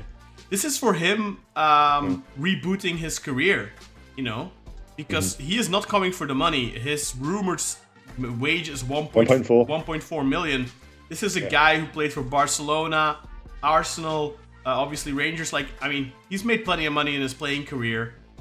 He doesn't need the money. He's not coming for the money. He's coming for the sportive challenge, and he's coming to relaunch his career. And I think the fact that he sees this as a place where he can do that is a positive sign. Yeah. As Kartal had said earlier, I actually think the fact that he came to Beşiktaş is a good sign, especially if it's true that he turned down Feyenoord, because I think, like, you know, as you'd said, right, with Feyenoord, he kind of saw what he could do. He saw the heights. He got the championship. He saw the challenges, how hard that would be to sustain, maybe even impossible, you know, given the scale of Ajax and PSV and other sides there relative to them. And I think for him, he sees Beşiktaş as a side that's theoretically far more competitive, right? Like, you could actually sustain success with Beşiktaş if you can get a good squad and, you know, keep building it out properly. So I think, you know, it's not even just that it's a new challenge, but it's a challenge that I think he feels like he could, you know, max out at a higher level, right, than he did with Feyenoord. Potentially. And that's you know, that's exciting. I think that he would want to take that challenge on, given where he succeeded previously. So Nicky van der Gijp, of course, talked about the fact that he was really able to get his teams, his Feyenoord side, up for the big games, right? That's something he talked about. So I have a list here of his performance against the top 5 in each respective season and the bottom 5, because one of the big criticisms at Rangers was he struggles against a deep block. And Nicky actually kind of confirmed that he struggled against teams that would come and defend. So I looked at both his results in those 4 respective seasons against the bottom 5 and against the top 5. So let's start with the 2015-16 season. The top 5 at the end of the season was PSV champions, Ajax, Feyenoord, AZ Alkmaar, and Utrecht. So against PSV, we'll go over those results first. On the 30th of August, he lost 3-1 to PSV. On the 17th of April, he won 2-0 against PSV. Against Ajax, on the 8th of November, Feyenoord-Ajax ended in a 1-1 draw. On the 7th of February, Ajax-Feyenoord ended in a 2-1 win for Ajax. Against AZ Alkmaar, on the 30th of August, Feyenoord beat AZ Alkmaar 3-1 at the Cup in Rotterdam. On the 19th of March 2016, AZ Feyenoord ended in a 0-4 thrashing in favor of Feyenoord.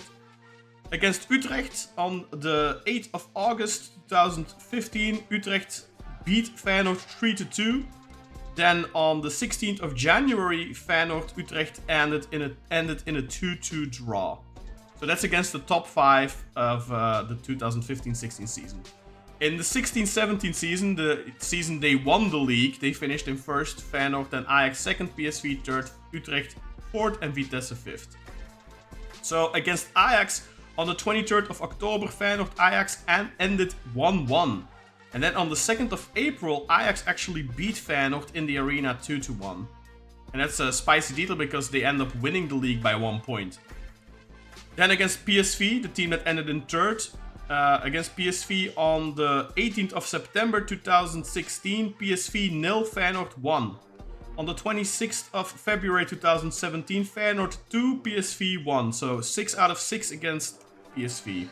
Against Utrecht, on the 18th of December, Feyenoord 5, Utrecht 0. On the 23rd of April 2017, Utrecht 3, Feyenoord 0. So a big win at home, big loss away. Against Vitesse on the 6th of November 2016, Vitesse 0, Feyenoord 2. And on the 23rd of April 2017, Feyenoord 2, Vitesse 0. So again, 6 points against Vitesse. 2017-2018, PSV won the league. Ajax finished second, AZ Alkmaar in third, Feyenoord in fourth, and Utrecht in fifth. Against PSV against Feyenoord on September 2017, 1-0 PSV. February 2018, Feyenoord 1, PSV 3. So 0 points against PSV. In October 2017, Feyenoord 1, Ajax 4. And then on January 2018, Ajax 2, Feyenoord 0. So again, 0 points against Ajax. Then against AZ Alkmaar, September 2017. I'm not going to say the exact date anymore, it doesn't really matter. September 2017, Feyenoord 0, AZ 2. So 0 points there. But then in the return, April 2018, AZ 0, Feyenoord 3. And then finally, so AZ actually ended above them in third and Feyenoord ended fourth. So then against fifth placed Utrecht, in September 2017, Feyenoord Utrecht ended 0-0. And on January 2018, Utrecht Feyenoord ended in 1-1. And then finally, the top 5 in the 2018-2019 season, his final season in charge of Feyenoord. Ajax won the league, PSV finished second, Feyenoord finished third, AZ Alkmaar fourth, and Vitesse fifth. So against Ajax on the 28th of October, Ajax 3, Feyenoord 0. Very painful. Then on the 27th of January 2019, his only win in the league against Ajax over those 4 years. He did beat them in the cup as well. But in the league, his first and only win, Feyenoord 6, Ajax 2. And this is the Ajax team that went to the semi-finals of the Champions League and got knocked out by a stunner against Tottenham in the final minute. So this is prime Ajax. This is the best Ajax since 1995. And they trashed them 6-2 in the cup. That's a massive, massive win. That's 6-0, Fenerbahce 6, Galatasaray 0 levels of epic. Then against PSV on the 2nd of December, Feyenoord 2, PSV 1. And then on the 24th of February 2019, PSV 1, Feyenoord 1. So 4 points against PSV and 3 points out of 6 against Ajax. Then against AZ Alkmaar, the team who finished in 4th, on December 2018, AZ 2, Feyenoord 1. May 2019, Feyenoord 0, AZ 0.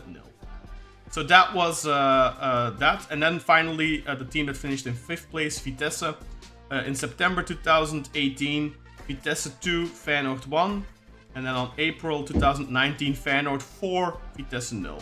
So, all in all, against the top 5 teams, he performed decently. He had a couple of big losses, a couple of really big wins as well. He performed in particularly very well against PSV. I think over the 4 years, he outperformed PSV in all those big games. So that's, I think realistically, if he's in, let's say he's in charge of us for 2 or 3 seasons, I think if we win most of our home derbies and we lose the away derbies, I don't think people will be super duper upset, because that's kind of normal anyway. That's essentially what happened under Şenol Güneş. Well, we did really well in the derbies under Şenol Güneş, but like under Sergen, we then won against Kadıköy. But you know what I mean, like, it's not bad. It's not bad, right? That's like, typical. That's just typical. Like he performs pretty well in the big games, and you have to keep in mind, again, Feyenoord was by far the weaker side from those big three.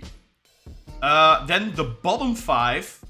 So Excelsior ended in 14th, Willem II in 15th, De Graafschap 16th, Cambuur 17th, Twente 18th.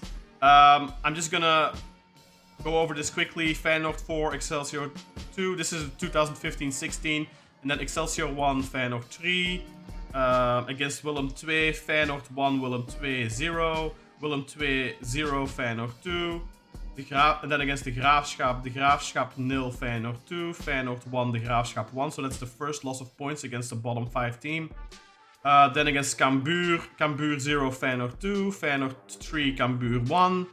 Then against Twente, Feyenoord 0, Twente 2. And Twente 0, Feyenoord 1. So they lost one game against the bottom 5 team, and they drew one game against the bottom 5 team. They won all the other games against those bottom 5 teams, so that's pretty good. 2016-2017, when they win the league, Sparta Rotterdam, Roda JC, NEC, Excelsior, and Go Ahead Eagles are the bottom 5. So against Sparta, they win. Sparta away 0-6. Feyenoord win with 6 goals. Then the home game, they win 1-0. Against Roda JC, the home game 3-0, the away game 1-3 win, so 6 points again. Then against NEC, NEC I should say, NEC Nijmegen, Feyenoord 2, NEC 0, and NEC 0, Feyenoord 4 in the away game, so again 6 points. Then against Excelsior, 0-2 win and 3-0 win. So again, 6 points. Then Go Ahead Eagles, 0-2 win and 8-0 win. So that's again 6 points. And then the next season, 2017-2018, NAC Breda, FC Groningen, ADO Den Haag, Roda JC, and Twente are the bottom 5. Here they have they beat NAC 4-0 away, and then they beat NAC 2-1 at home. Against Groningen, they beat them 5-0 away, and they win 3-0 at home. Against Den Haag, Feyenoord draw 2-2 at home and win 1-4 away. So the first draw there against the bottom 5. And then against Roda JC, 3-0 at home, win. And then 2-1 away loss. So their first loss against the bottom 5. And then FC Twente. The FC Twente away 0-3. And at home, 3-0. So again, a good performance against the bottom 5, I would say. And then in his final season, the bottom 5 was PEC Zwolle, Fortuna Sittard, FC Emmen, De Graafschap, and NAC Breda. So against Zwolle, PEC Zwolle, the first game they won away 3-0, and then the second 3-0 at home they won. Then a Fortuna Sittard 1-1 at home and win 3-0 away. Then against FC Emmen, 1-4 away win and 4-0 home win. And against De Graafschap, 4-0 home win and 1-1 away draw. And finally, NAC Breda, Feyenoord, NAC Breda at home, 4-2 and away 0-4. So against the bottom 5 teams, the teams that supposedly you would expect park the bus a little bit. Almost a perfect report card. I think two or three losses over 4 seasons and 2 draws or something. So that's really a quite good performance against the bottom 5, I would say. Sorry. Anything to add to this, guys? I have been ranting for a very long time. The only thing I'd say about the bottom 5 in the Netherlands, Kaan, is, as we all know, in the Netherlands, most teams, if not almost all of them, try and play nice football. So but if you watched the episode with Nicky van der Gijp, though, Kartal, he kind of he said the opposite. he Right? kind of debunked that that's something that's kind of went out of fashion, that they're defending more and more. That's fair play, man. I've yet to listen to that one. Yeah, of course you had to work all day, so and I posted it in the middle of the day, so you haven't had much time yet. But so that stereotype is not entirely true anymore. It's not as bad as in Scotland, where I think it's really, really bad, but it's I think Turkey. I made this argument. I think on our in our group chat or something. I don't think in Turkey it's as bad anymore. It used to be in the 2000s and in even the 2010s. I think there was a lot of parking the bus and just playing catenaccio football and trying to counter. But more and more teams are trying to play football nowadays. If you look at Rizespor, if you look at Kasim Pasha, if you look at Antalya, Alanya, Gaziantep, like there's lots of teams that are actually trying to play football. Even Istanbulspor, to their detriment, tried to play some. I was gonna say, yeah. Even Istanbulspor would get like the occasional surprise result. Like, no, the Super League puts up a ton of surprises. That's becoming the norm for sure. Yeah, so I don't think that. Obviously, there's gonna be D blocks in the league. That's just a given. There's gonna, especially still quite a lot. Yeah, especially at the Turkish Stadium. Exactly. Yeah. But I don't think it's gonna be that bad. Plus, at the end of the day, give him the right players that can decipher the lock, that can pick the lock. Yeah, then you can win those games. Yeah, it's not supposed to be easy. Deep blocks are supposed to be difficult to get through. That's why they play them, Like there's very few teams in the world that just, cut through those types of teams. Like they're not standing there, So at the end of the day, and I'd rather, given his style of play with the whole horseshoe thing, I'd rather we play like that and hold the ball and kind of probe rather than, the way we've been doing things where we're kind of weak on the counter and kind of, a little bit flimsy, when they are playing that style. Like, I feel like in a sense, we're probably going to get better results given that we're going to have more of the ball and, be playing a little bit more disciplined in that sense. So that's not necessarily negative. No, I fully agree with you on that. Should we talk about some comments, Kaan? Yeah, go ahead, Sinan. Go ahead. Well, actually, maybe we should. So the only real substantive one, we've got a few. Hello to all the newcomers in there who are saying hello. And hello, Kevin. Let's fucking go. And we've got some nice. Ilkan over there. Hello to everyone. and of course, as always, thank you to Jason for the technical stuff. Now Arda Unal, who I've had a sort of rapport with him on Twitter before. He asked us a question about Brad Friedel. Mm-hmm. Yeah, we're gonna talk about what that, do you guys? Should we talk about that? Why don't we introduce Brad Friedel first? Should we maybe finish the topic of Giovanni van Bronckhorst? Okay. Yeah. Exactly. Yeah. Exactly. Any final comments? Let's start with you, Kartal. As I stated earlier on, did I want Giovanni van Bronckhorst before he was appointed? No. I thought there was other coaches I wanted more. I quite like Vincenzo Italiano. I quite like Palladino. I'd quite like us to make a move for Knutson from Bodo Glimt. Obviously there were talks with Pochettino, but obviously it's very expensive. But I would have taken him. I would have taken Xavi Hernandez. So I wasn't too keen on Gio because of how it ended at Rangers. But since he's been appointed, I've turned around on it because ultimately we are Beşiktaş fans. So until we're given a reason not to trust the coach and not to back the coach, we need to back the coach. And I've got myself more positive. I think that the video the club posted was brilliant. It got me very hyped. Let's get down to business. And it's all the fans jumping up and down, and there's him like jumping up with the Dutch League trophy and stuff like that. And it got me hyped, man. I'm not going to lie, that got me hyped.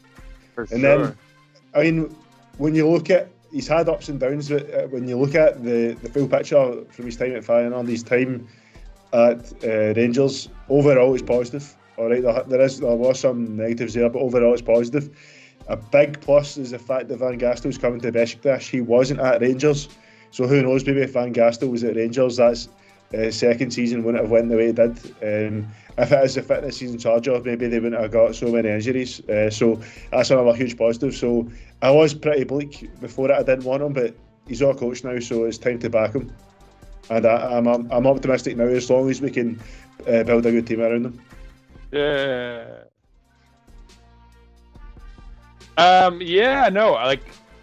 Of course, I would never have said that he was my first choice, but the reason I was kind of quietly supportive of him conceptually is that, like him or Nuri Sahin, I think they represent a project, right? It represents kind of the phase we're in right now, where we're clearly going to have to do a ton of turnover with the roster. We have to kind of build from scratch. And I felt like both of them were, like, obviously it could go poorly. You never know how it's going to go. Especially, and I think Nuri Sahin was far more of a risk in that sense because he has even less experience. And Giovanni van Bronckhorst has quite a bit. Exactly. No, it's like the opposite in that sense, and positive experience. And like the more I've learned about the football he was playing and the success he's had, I've only gotten more excited. And I think a couple of points. One, we've already kind of talked about how well he's being discussed by fans of his former clubs. Yeah. And that was very refreshing given how things were with Fernando Santos, right? Like there was very little positivity. Yeah. Everyone said negative things about him at every stop along the way, basically. So this was very different, very starkly different in that sense. I don't know. Like I feel pretty good about the whole thing. I genuinely do, and I think it's going to be fun to start from scratch, to start to see the building blocks get put into place. Yeah. Obviously, it's going to be a very interesting summer, right? The transfer window is going to be hugely important, if we're going to be able to play the football he wants us to. If we're going to play any football, the transfer window is going to be extremely important. Exactly. No, but now that we know what type of football we want to play, like clearly we're going to. Like we knew we needed central defenders. Now we know not just that we definitely need central defenders, but we definitely probably need two, and they need to be able to pass well. We can't do with any of these sort of club-footed, Omar Colley. Yeah, that's always important with the Dutch coach. Like even though he's maybe not the stereotypical Dutch coach, still with a Dutch coach you need defenders that can play the ball. Yeah. Especially where a lot of our possession is going to be around that back four. Yeah. I mean, and same goes to their fullbacks, right? We're going to need two very good fullbacks. You wonder if like a guy like Rosier could get back into the squad. Obviously, he has sort of the abilities that someone like Van Bronckhorst would take advantage of. But even if so, we'll clearly need a new left back. I think we've already talked about how Masuaku is being linked to various French clubs. I think we could probably pull the trigger on that. And although I think Svensson would also be very suitable for Van Bronckhorst because someone that wants a lot of passing around the back four. Svensson's a great passer, and he knows Svensson from his time at AZ. Like he knows Svensson very well. That's interesting. That's an interesting. So I've seen some rumors of people saying Svensson might leave, but I think Svensson is 100% staying because first and foremost, I think there's a distinct possibility that we sign Svensson with the idea of Van Bronckhorst is coming. Because it was at the time when we signed Svensson, that was on the verge of happening. So remember when people were like, well, Santos probably never wanted Svensson. Yeah, it's probably true. But Van Bronckhorst probably did. Anyway, let's. I'll give my final thoughts then on it as well. Obviously I'm positive about it, as you can already hear. For Hakan in the comments, or Hassan in the comments. I think you may not have watched the entire episode, so please go back. Yeah, he's a newcomer. I think he might be. So maybe go back. Well, rewatch the full episode, and then if you still feel that way. That's the way it is, but I think that a lot of people are probably going to come away from this feeling the opposite. The only worry I have is one that Nicky van der Gijp put in my head, really, is that he won't have one of his assistants. So he didn't have Jean-Paul van Gastel at Rangers, which was an issue apparently, but he does have Van Gastel now. But then he doesn't have Vos from Ajax. Roy Mackay. I think Roy Mackay was the main problem because Vos, I believe, wasn't part of his team before. I might be wrong. I think Roy Mackay's missing from his team. Roy Mackay is at Bayern München now as well.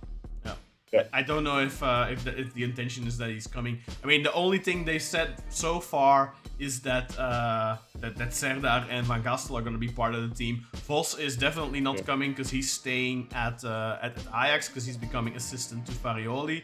But maybe Roy Mackay is coming. We'll have to wait and see. Maybe, but at the moment, nothing has been said about that, so my guess would be he's not.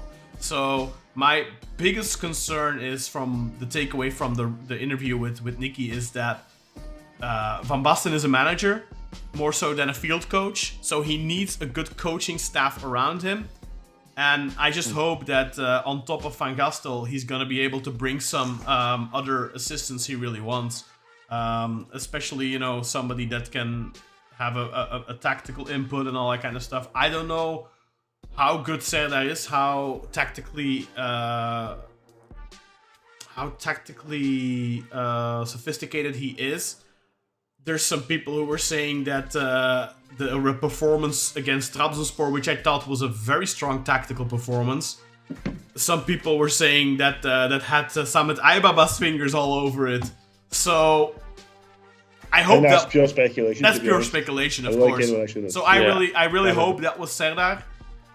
Because if that was Serdar, then I feel quite good about Serdar being part of the staff. Yeah, it was a beautiful game plan. It's a really good game plan, fully agree. Anyway, guys, let's start with that next topic. We have finished. For now, we're done on Giovanni van Bronckhorst. Let's all get behind Van Bronckhorst. Let's support him.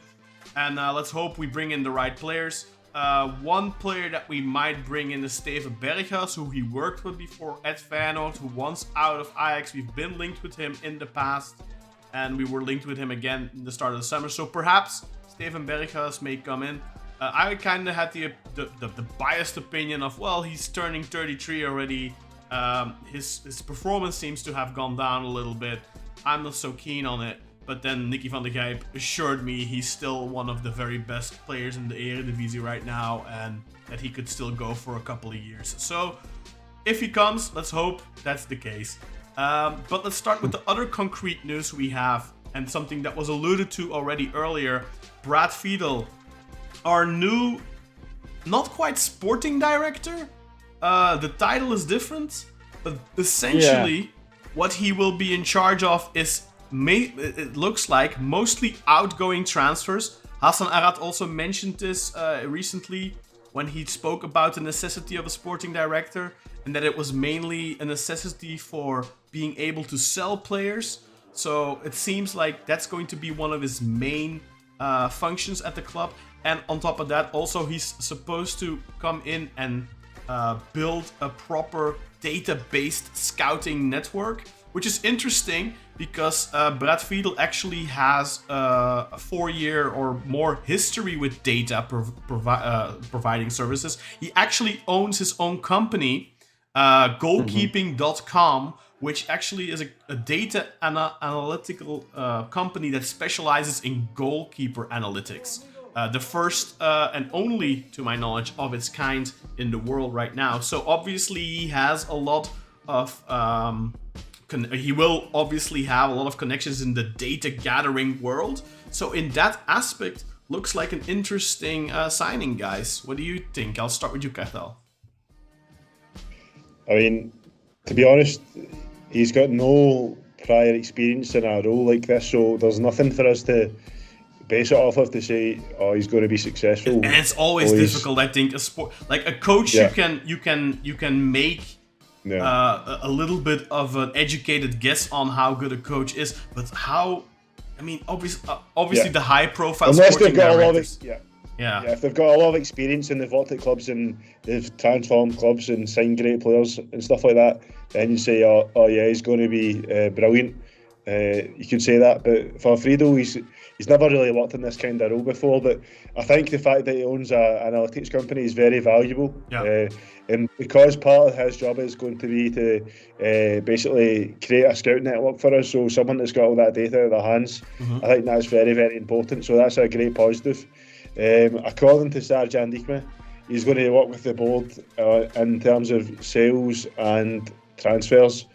But I've also heard from other sources that it's also going to be about getting a scouting network sorted out for the club as well.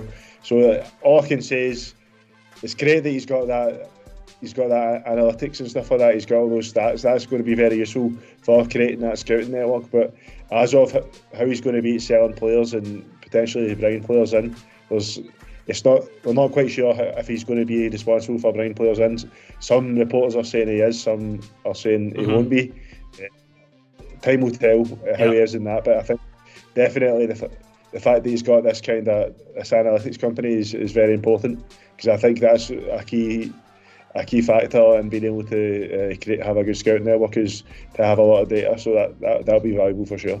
Especially in today's world, if you look at the model of FC Midtjylland, for example, they do almost all their scouting exclusively with data. And if you look at their track record, I mean, they have an amazing track record. That's how they found Paul Onuachu. I think, didn't they get Haaland as well? Was that Midtjylland? I think he was. Or no, Surlot maybe. Surlot. I don't remember exactly, but yeah. Haaland. Let me think. Haaland. He didn't play for them, man. He was at Salzburg before that. He was at Moldova. Yeah. But that's another club that does a lot of scouting with data. Yeah. Actually, if anyone's watched the film Moneyball, has anyone watched that film? I'm familiar with the concept. I didn't see the film itself. So basically, the guy that Brad Pitt plays is like a GM for a baseball team. What was his name in real life? I can't remember the guy's name. It was a few years ago I watched the film. But he bumps into this. Yeah, it is Billy something. Yeah, he bumps into this guy that's big on like the data and the analytics. And he sells him this idea of like this new method of recruiting baseball players, and they went on to be very successful after that, and it completely changed how all baseball teams do their scouting and build their squads. And that's actually leaked into football. Like, see, FC Midtjylland, Brentford in the Premier League, all these teams we're talking about, that they actually got that influence from the Oakland A's, and that guy from the film, Billy. Whatever his name is, I can't remember the second. Billy Bean. Ardo, I'll just put it in the chat. Billy Bean, exactly, yeah. Bean with an E. Who's ready? He's calling for our heads. He's calling for a lot of heads, including the other guy who complimented us. Someone complimented us. They said, Sinan, do you have anything to add to on your countryman? Because obviously he's an American. Yeah, right. So he comes from a kind of generation of U.S. footballer that I think is fairly well received here. You know, it was right when the U.S. men's national team kind of came into prominence. He made a name for himself with Blackburn as a goalkeeper, which is relative to the goalkeeper scouting service he does, right? I think I wouldn't call him a Blackburn legend, although in large part because I'm not a Blackburn fan. I have no idea who they consider legends. I think he was from that same era as like Tugai when he played there. He was, yeah. I think, never mind Blackburn, I think Brad Friedel was a bit of a Premier League legend. He played in the Premier League for over 10 years. Over 10 years. Played for Liverpool. He's very well... Blackburn, played for Aston Villa, played for Tottenham. He was in the Premier League for about 16, 17 years. Yeah, he worked for Tottenham for a couple of years as well in behind the scenes. So and I think he's done some analysis too. Like, he's well known in the United States, for his like opinions on football, which are usually, like in his case, more informed than like there's like Alexi Lalas, who is from that generation. Yeah, I know of that US one. Men. Yeah, he played like at the 1990 or 1994 World Cup. Yeah, exactly. The one that was 94. Long hair, big ass mustache, ginger. He had like a red-headed Valderrama situation going. Yeah. And he's not very well reputed for his takes. But so Brad Friedel's like well known. I appreciate, so like supposedly his main connections are going to be to obviously the Premier League, to South America. Latin America, and then also to MLS. And I feel like that's a pretty good profile of places for us to take an interest in. I don't know about the MLS. well, no, but hear me out, dude. Like, think about like a guy like Abubakar, right?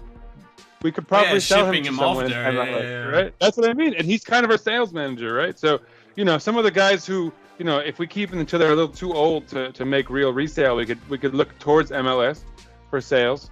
Latin America, I hope, would be more incoming. I hope we do more scouting young players there and bring them in as prospects. But like the Premier League, like Ox, right? We could sell him back to the Premier League with the connection there, or maybe like I'm trying to think of who else would be of that caliber. Maybe Hadziametovic to like a lower level side. Okay. Yeah, like a Hull City or something. I get the sense with Amir that he's probably gonna stay at least one more year. I think he'll stay another season at least. Yeah. I would expect it too. Also, I'm actually not even opposed to it. I think it would be interesting. useful. Somebody suggested this like last week or the week before, maybe.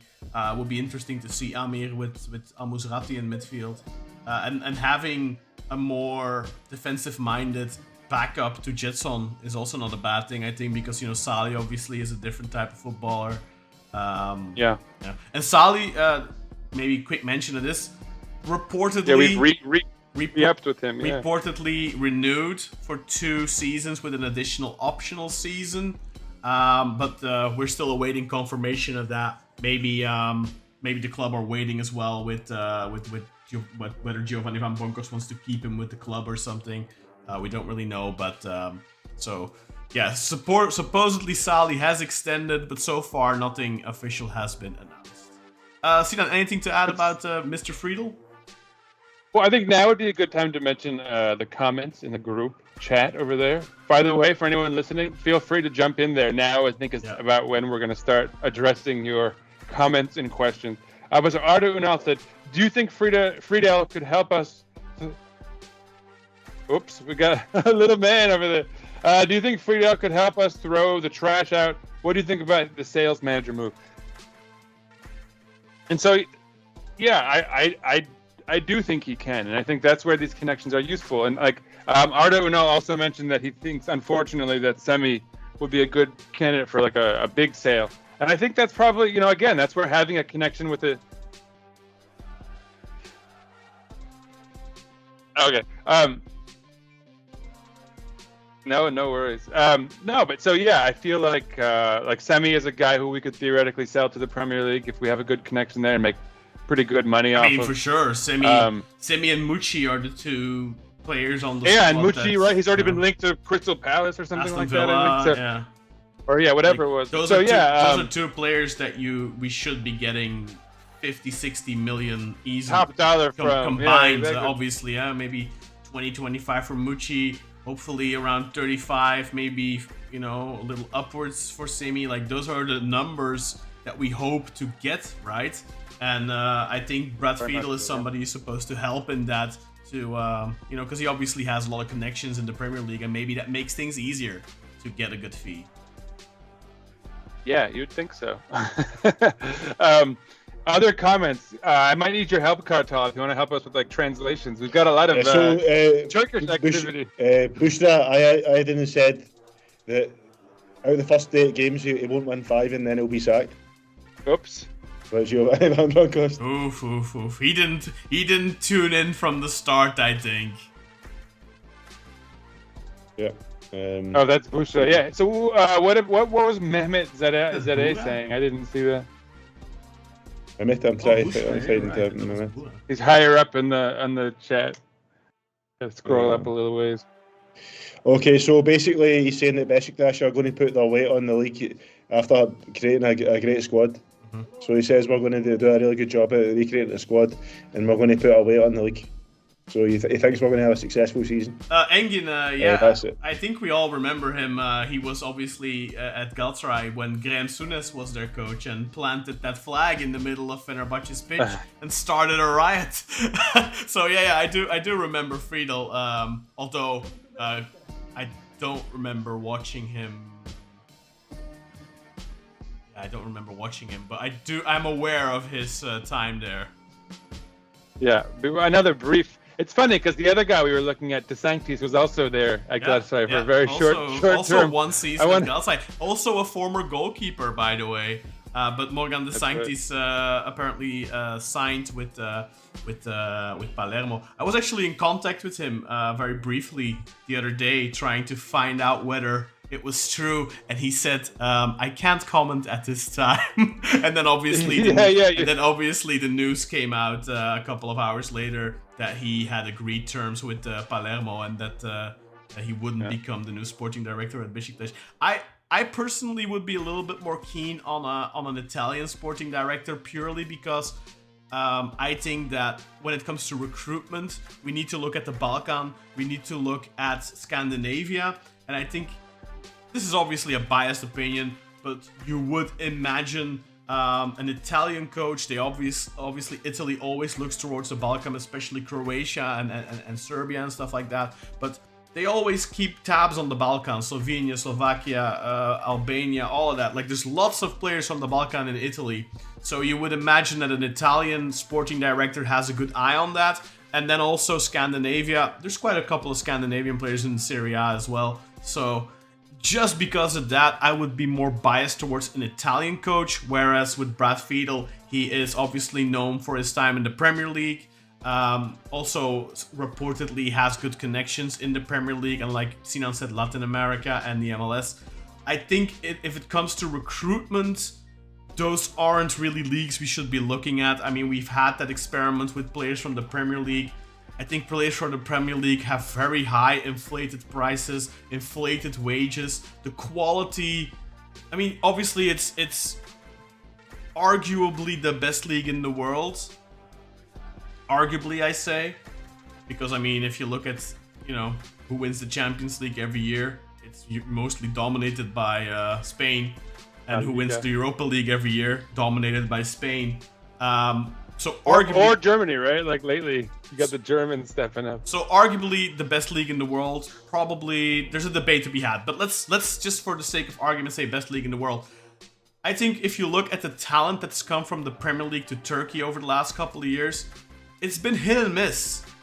It's not always been that successful. We are generally more we're generally more successful getting players from Serie A, for example. So in terms of what Friedel's expertise is for the sake of recruitment, I'm not so sure about how useful that's going to be. Obviously, for selling players, there's no better place to sell players to than to the Premier League, because they pay the highest transfer fees, and that's what you want when you're selling, right? Yeah. What I will say though, Kaan, is I do agree that an Italian director of football probably would have been better, but De Sanctis, the guy that we're linked with, I mean, it seems like Salernitana, I believe is how you pronounce it. I'm not sure on that. But it's been a bit of a shit show at that club, and they get relegated, so it doesn't really say much for his ability to recruit if he can get relegated. And from what I've seen, they spent quite a lot of money, 6 million, 7 million on players. Like that's quite a lot. It's a lot of money, for a team that's at the bottom of Serie A. So to me, that doesn't really say much about his ability to recruit. If anything, it maybe shows that he's pretty bad at it. The problem in Italy is you never know how much is it the sporting director and how much is it the crazy president making the decisions, because Italy is very much like Turkey, where there's lots of crazy presidents, not just Berlusconi. You know, the Napoli president is infamous as well, and you know, there's lots of those characters out there. So it's hard. Like I said, a coach, you can make an educated guess, an educated opinion on how they perform. A sporting director is much harder unless you have deep inside knowledge. It's very difficult to judge. Yeah, for sure. We'll only know after the fact, right? If we've managed to sell some dudes. Yeah. And like what's even more complicated about it is that he's not like a traditional sporting director, right? Like it seems like they're delegating like sales to him, and it's not entirely clear who's in charge of income transfers. The information's quite muddy just now, Sinan, so all I'd say is just wait for the club's official announcement tomorrow and we'll find out for sure. Yeah. Because some people are saying he's going to be taking part in recruitment as well. Others are saying it's more sales and not so much recruitment, that Sami Taibala will be more in charge of the recruitment. So just wait until the official club announcement, which I expect will be tomorrow. Do you think they'll disclose that though? I don't think they'll disclose the details of what he'll be. You think they will? Maybe not. But I think for sure we'll at least get a clear title, because there seems to be people aren't too sure on what his title's going to be. Some are saying is a sporting. There's been another title used as well, like Let me try and find it. I think you boys talk just now, and I'll try and find this other title that's been thrown about. Yeah. Well, Sinan, do you have anything to add on the Brad Friedel front as Kartal is looking for the title? Choking. Sorry, I'm like choking right now. No worries. No, I don't really have much to say. Again, given how much mystery there still is, around what his position actually is, what his role will be, what he actually has to do. That said, I mean, he's a pretty well-established name in the world of football, who has a lot of connections to a ton of clubs, from playing to whatever he's done in his post career. I think he's even been a manager in the MLS. So New England. Yeah. It doesn't hurt to have people with that many connections within the club somehow. And I think I saw he was like, what was the term that they had used? He was like I think not analyst. That's what Kartal's looking up, right? Like the term. Yeah, so I found the title. Jas Abunjol will refer to him as a sporting director. 90 plus also said that, but Astan Suzgun is saying that his role will be as an advisor for. Advisor, that's what I was looking for. Yeah, exactly. Yeah. So. And it said Astan Suzgun.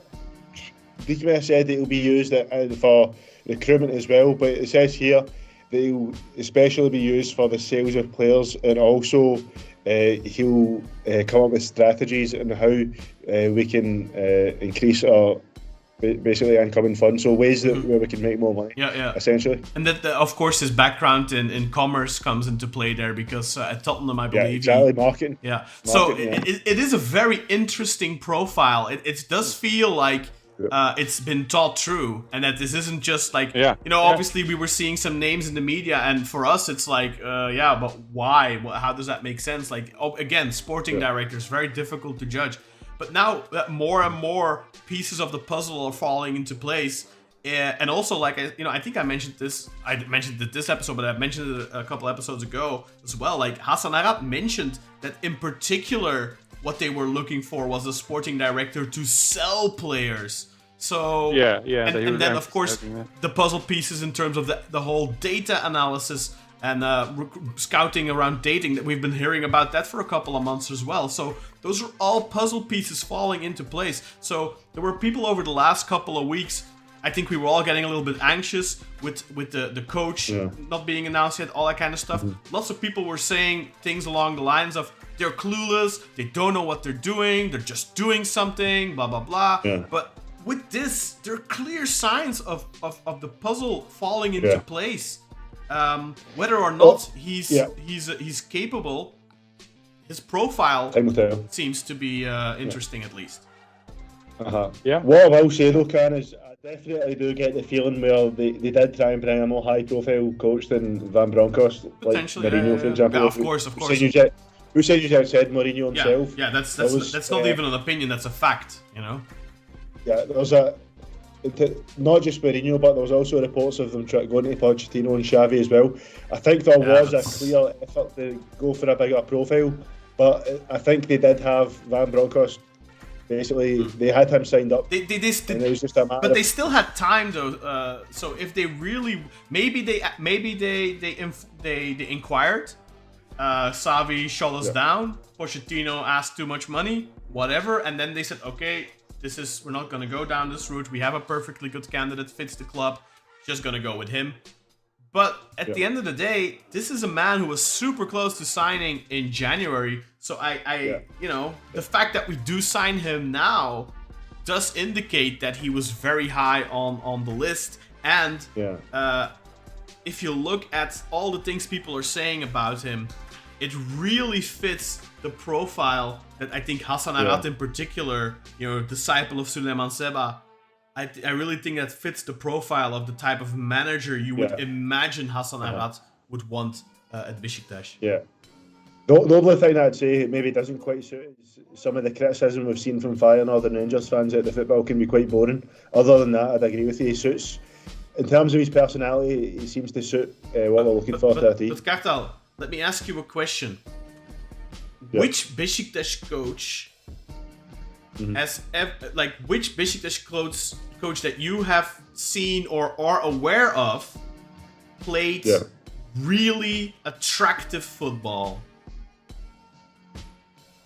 I think Bilic at times, especially in the European games. Bilic was fairly pragmatic too, man. He wasn't. I mean, that's what I said in certain games. Yeah. Did you not think it? Do you not think, for example, in the Tottenham game in White Hart Lane, we played very attractive football? But I'm thinking now along the lines of a Bruno Genesio, right? Someone who's known for his attacking football, or a Peter Bos. The only coach I can think of is Bernd Schuster. And Bernd Schuster failed miserably because he insisted on playing with a ridiculously high line, and we got fucked time and time again by the likes of Istanbul Büyükşehir Belediyespor and other teams in the league. And in Europe, by Dynamo Kiev, I think we lost 8-1 on aggregate, and we dominated both games. Kaan, people are saying that we played attractive football under Sergen Yalçın. We did play at times. Yeah, we did. I think when the team was fit, when the team was going strong, we were playing some attractive football under Sergen for sure. Yeah. Sergen is by far, I think, other than Schuster, the most ballsiest coach we have had. But if you look at other coaches, Christoph Daum, very pragmatic. Mircea Lucescu, I'm not gonna say super pragmatic, but that was somebody who very much focused on his defensive organization. Very balanced. Yeah, I think we set the record of least goals conceded in the Super League ever under Lucescu. Yeah, under him. We were extremely pragmatic. That first season especially, lots of 1-0 wins, lots of 2-1 wins. Almost all the games were won by 1 goal. Except for a couple of outliers like the 7-3 against Göztepe and the 5-0 away at Kocaeli. Other than that, most of the games were one-goal games. So Lucescu wasn't a super attacking manager. Daum certainly wasn't a super attacking manager. Tigana wasn't a super attacking manager. Riza Çalınbay wasn't a super attacking manager. Who else did we have? Ertuğrul Sağlam was a pragmatic manager. Mustafa Denizli was a pragmatic manager. We haven't had, other than Bernd Schuster, who failed because of how offensive he played, because we were too vulnerable. And other than Sergen, we haven't had a proper attacking manager. Şenol Güneş, you could argue, played some really good, attractive football in his first season especially. Yeah. But also, I think he wasn't somebody you could describe as super offensive either. I think the only person who meets that criteria, and I would say played kamikaze football, is Bernd Schuster. And the irony is that you do need to find that balance though. Like, I think we'd all agree was the first year under Şenol probably was the most attractive football we've seen Beşiktaş play. For me, it's probably in my lifetime. I know for you, Kaan, it was the second year under Lucescu, but because I was only like 5 in that second year under Lucescu, I don't remember it. But for me, the first year under Şenol was probably the time where we played the most attractive football. But I think you are quite right, whereas we have had a lot of pragmatism. Şenol, especially later on, especially in that last year in the first run, was very pragmatic. I mean, remember he played Necip Uysal as like a number 8 against Galatasaray. And if you remember, you were talking about Bilic earlier. Bilic played with 2 defensive midfielders, Filip Kavlak and Atiba Hutchinson. We did play great football though, especially in Europe though. Yeah, but that's exactly what Nadim also said about Rangers. In Europe, they played very attractive football. When teams opened up, they played great. And that is exactly why we were good in Europe. Because Arsenal opened up. Tottenham opened up. Liverpool opened up. Club Brugge, they fucked us because they didn't just open up like idiots. Yeah, they played more balanced. No, but it's worth noting also that, like, going back to the Schuster comment from earlier, the reason he was generally considered to have flamed out was because he played so attacking, and there was this kind of general consensus that, like, Turkish football is too chaotic for you to just commit to going forward like that. Like, you're just you're going to be giving up 3 or 4 chances, and if you're that committed to attack, I mean, it happened, right? Like, it was almost like Valerian where but deserved, like they would have like 3 chances and 3 goals against us, and we'd have maybe 4 goals. But sometimes we'd have 2 goals, and so it was just it was chaos. So yeah, I mean, in a way, all the talk of like attractive attacking football, like the one time we've really come close to that, there was an almost consensus that okay, we can't do that again. I think that you can play experiment very didn't quite attacking work. football while having solid defensive foundations. And I think we did have that in, say, 15-16. I think we had that after the initial blip in 2021. So I think you can definitely play nice football without being stupid and going all out and having a nice balance there. And I think Sergen and Shell Gunesh are two coaches that did show that for us at their peaks. Hopefully Gio can find a balance, but like, for example, I don't think anyone would have called Sergen's football in 2021 boring or Shell's football in 15-16, 16-17 boring. But that's what has me a wee bit concerned about people actually using the word boring to describe Gio's football. But I'm hoping that if we get better players in than Rangers did, two great ball playing defenders, and have good players, that could kind of fix that problem. I don't think maybe that was the issue. I don't think that Nicky ever really said boring. And I did Nadeem say boring? I don't remember him saying that. No, I didn't hear. I saw a lot on Reddit, and I think Nadeem did refer to it as being a bit pedestrian, and the Scottish League like a bit slow. And I have seen a lot of comments saying boring on Reddit. Like I've seen a lot of that on Reddit, to be honest. So but that is it's a just slight concern. Ultimately, it's stylistic, and as such, it's subjective, right? Like it's like even the term attractive, right? Oh, you want them to play attractive football. People are attracted to different things, right? Exactly. Like some people are attracted to this, some people are attracted to that. And like I said, like for people like Kaan and I who grew up in a certain era, that horseshoe style of possession football was considered like the height of the game, right? And so like a lot of people consider Spain boring. The football Spain right, plays. Exactly, which is sort of Actually, in that vein. I actually thought that I agree with those people. I thought that the Spain side in the 2010 World Cup was so boring. I wanted Germany to win that tournament because they played fast, direct football and they absolutely dominated teams. But I think they lost in the semis to Spain like 1-0 or something like that. Whereas Spain got like 1-0s, 2-1s the whole way through. So like, I was one of those people that thought that Spain side was quite boring. So I was on that side of the fence. But boring or not, they won. And that's what you want. Exactly. Before we move on to our final subject, I do just want to say I feel like there's a lot of names that I haven't seen before in the chat, and I know over the last couple of days, especially with the Giovanni van Bronckhorst announcement and our videos that we did, a lot of new people have found the channel. So please, people, hit that subscribe button, hit the notification bell, give us a thumbs up, and leave a comment under our videos, under our live streams. I really appreciate you taking part in the chat, but also please drop a comment. That would be very much appreciated. Even if you call for our heads, that's fine. So yeah, Brad Friedel, I think we said... You see what comments are you talking about? Does someone want to do a run through? Yeah, I wouldn't take that serious. I wouldn't take that seriously, guys. See on not too. See on parental streams, like they always write Istifa if he's like 10 seconds late or whatever. It's a running joke, so they're just applying that to us. No. I'm not taking it serious. I'm not taking it serious. So guys, I mean, we've talked about Giovanni van Bronckhorst. We've talked about Brad Friedel. We've talked about all the official or almost official news. But let's talk about one rumor in particular. This is the only rumor I want to address today because we are already going long. We're already 2 hours in, way over 2 hours in. But there's one rumor that's kind of heating up right now, and that is the following man. The man that just played the Champions League final.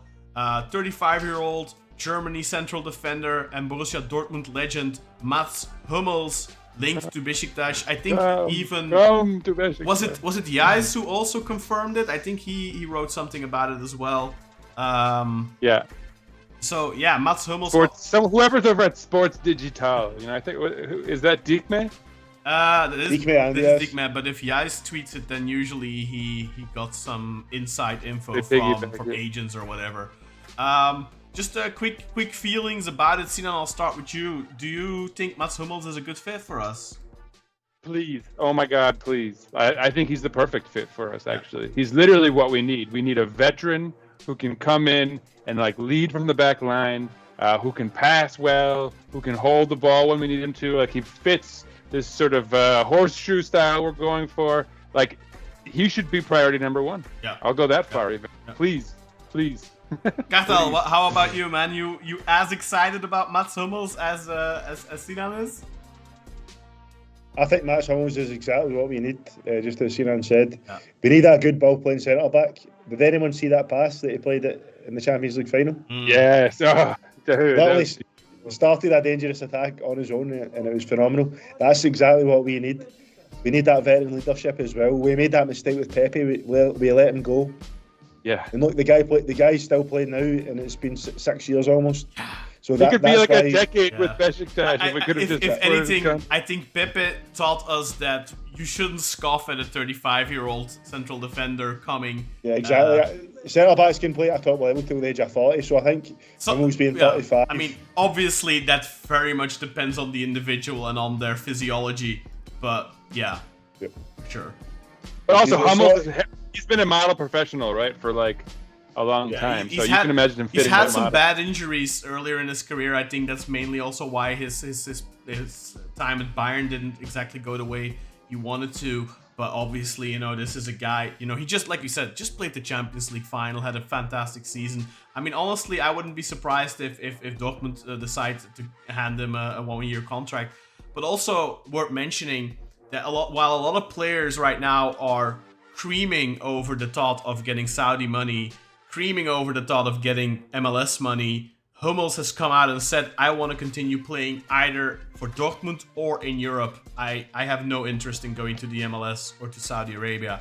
So that is definitely a positive thing, I think. That's somebody who, he's not interested in money. He wants to still play at the highest level. He has ambition to play, to win. So I fully agree with you guys. Perfect profile. Imagine you get him and you get the other guy we've been linked with for a while, Mario Hermoso. Then you go from having Necip Enkoli to having a really good central defense. We were also linked, of course, to Stefan Savic from Atletico Madrid, 33 years old, and supposedly he is asking for 4 million a year. That is a lot of money. I don't think we should be making those types of mistakes again. We made those mistakes under Pepe. I really want to get somebody like Hummels, and Savic also a great player. But unless, for example, Hüseyin Yücel is committing to paying, I was gonna say that. Yeah, because I say this, committing to paying, because apparently this is a rumor with the departure of Erden Timur. Supposedly, the sponsors that are paying for 40% of Mauro Icardi's wages are pulling out. So I do think it's very important that if you do sign somebody on a big contract and it is being sponsored by someone, that person is committed to paying until the end of that contract. You can't just have somebody pull out and have you holding the bag full of shit. Fully agreed. Fully agreed. All right. Yeah, I mean... On that note, guys, topic. Unless you have something big to add, let's get into the comments and then we can finish the episode, I think. Kartal, do you want to do the honors this time? Because there's a lot of Turkish. I don't want to put Sinan through that. He just gave us the timeout sign. I think he might be gone. getting a glass of water. He had to go get a... He'll be right back, though. All right, he had to go poop in a glass of water. Sinan, maybe you want to... cherry pick the English comments in the meantime. Let me, it's been a flood. There's a lot of comments here. So I mean, there seems to be mixed responses, I guess we could say, knee-jerk reactions. Yeah. To Van Bronckhorst. Some people seem to be very positive. You already mentioned someone wrote bad coach. I mean, there you go, Kartal. We need you. I'm back, boys. I had to go for a leak. I do apologise. No, by all means. We want you to take over the chats. We need translations here. Yeah, go over them, bro. Go over. Just go to the top and read down. I mean, I can read them as well, but I don't want to peer at the screen, man. To be honest, let's see. We've got Nino Elvedi for Stapper. There's a lot of comments here. A lot of comments. Yeah. Let's see. Just pick a couple out that actually have some. Right. Yeah. Like that have some content. Engin Güner is saying about Friedel's main function being selling the manager. Yeah. So selling players. So he's saying, so how is it any different than a manager? Well, basically, a manager, when there's a sporting director, they don't deal with the sales and incoming players. They might say, look, I'd like players in these positions that play this way, but it'd be up to the sporting director to go and find those players and bring them in. So that kind of it takes that off the manager's shoulders. That they don't need to worry about the recruitment. So that's what the sporting director does, just so the manager can fully focus on the pitch. So that's the difference. And also, I mean, in the context of Turkish football, having somebody responsible for outgoing transfers enables the board to focus more on incoming transfers, so they don't have to waste any time on negotiating for players going out, for example, so they can just focus solely on recruiting, and that will obviously enable things to go quicker. Yeah, and it's been a thorn in our side for so long for us to not be able to get rid of guys that we've needed to. Yeah, for and sure. It's such an important thing that we get rid of guys before we start shopping, right? Because then when you start stockpiling foreigners, you lose all your leverage as far as sales go, because people know like you're desperate to get rid of this guy. Yeah. There's no way he's going to be in your roster, and you need him gone. Yeah. So then their value goes down incrementally, right? I've got a beautiful comment here from Bahadur. Yeah. He's saying, he's wrote in Turkish. Basically, well done, guys, brilliant. He feels like he's found gold when he's found this channel. So thank you very much, Bahadur. Thank you, Bahadur. That's for that lovely comment. Very much appreciated, guys. We've been getting a lot of those types of comments, and a lot of people that really regret the fact that we're talking People English. are saying that they found like I feel like they found like the gold mine and stuff like that. So a few people are saying that now. So all people commenting in Turkish. So it seems like they're very happy to have an English-speaking Beşiktaş podcast. So there we go then. Maybe this will be good for them in developing their English. Thank you everyone for your comments. Please hit the subscribe button and the notification bell, thumbs up, and drop a comment. Don't forget to subscribe. The more people we subscribe, actually the way that the YouTube algorithm works is the more people like us that obviously watch Beşiktaş content and that kind of stuff on YouTube, the more people that subscribe, the more our videos will get suggested to other people with similar viewing habits. So that's why it's really important that you subscribe and obviously also watch the videos. But that way we actually will reach a bigger audience quicker. So please hit that subscribe button. Any other? We've also got any other comments? Let's see. So Engin has said that he's not sure about Hummels because Dortmund play three at the back. I'm not too familiar with Dortmund and how they play every week, but he says that he's not sure if Giovanni will play like that. So no, I don't think he will. Hummels has played in. He won't play he'll play a 4-3-3 like he always does, or a 4-2-3-1. 4-2-3-1. But keep in mind, Hummels played for Germany, played for Bayern München, and those are both Germany and Bayern. For the back plenty. Exactly. K1BE would say has said that Hummels is a great transfer. They would be a great transfer for us, and he has a lot of experience. So I agree with that. Yeah. Definitely. Someone else saying that basically that Crowley's got a terrible feet. So basically saying that we need to get rid of him. So I agree with that. He won't suit the Crowley's time has come, no doubt. He's got to go. K1B also said that at least that we've saved a lot on wages with Bronckhorst compared to Mourinho. It's an advantage for the club. I agree. It's a big advantage. A lot of money is an understatement. If Yücel was going to spend 20 million over 2 years, he can now take 17 of those 20 million and put it towards player transfers, right? Yeah, exactly. He better, in fact. I would say he owes us. I mean, get a good striker, get a good attacking playmaking winger, and then two good central defenders, a right back, a full back, a goalkeeper, and then we're square. Yeah, exactly. I don't even think we need we need a sub right back, but I don't even think we need a starter. Yeah, I agree. Thanks, Spencer. No, I was just. We need a left back. Yeah. I think if we could sign Hummels and also get Emirhan Topçu from Rizespor, I think that'd be perfect. Emirhan Topçu would be a good backup, I think, but I do prefer to have two really good foreign central defenders.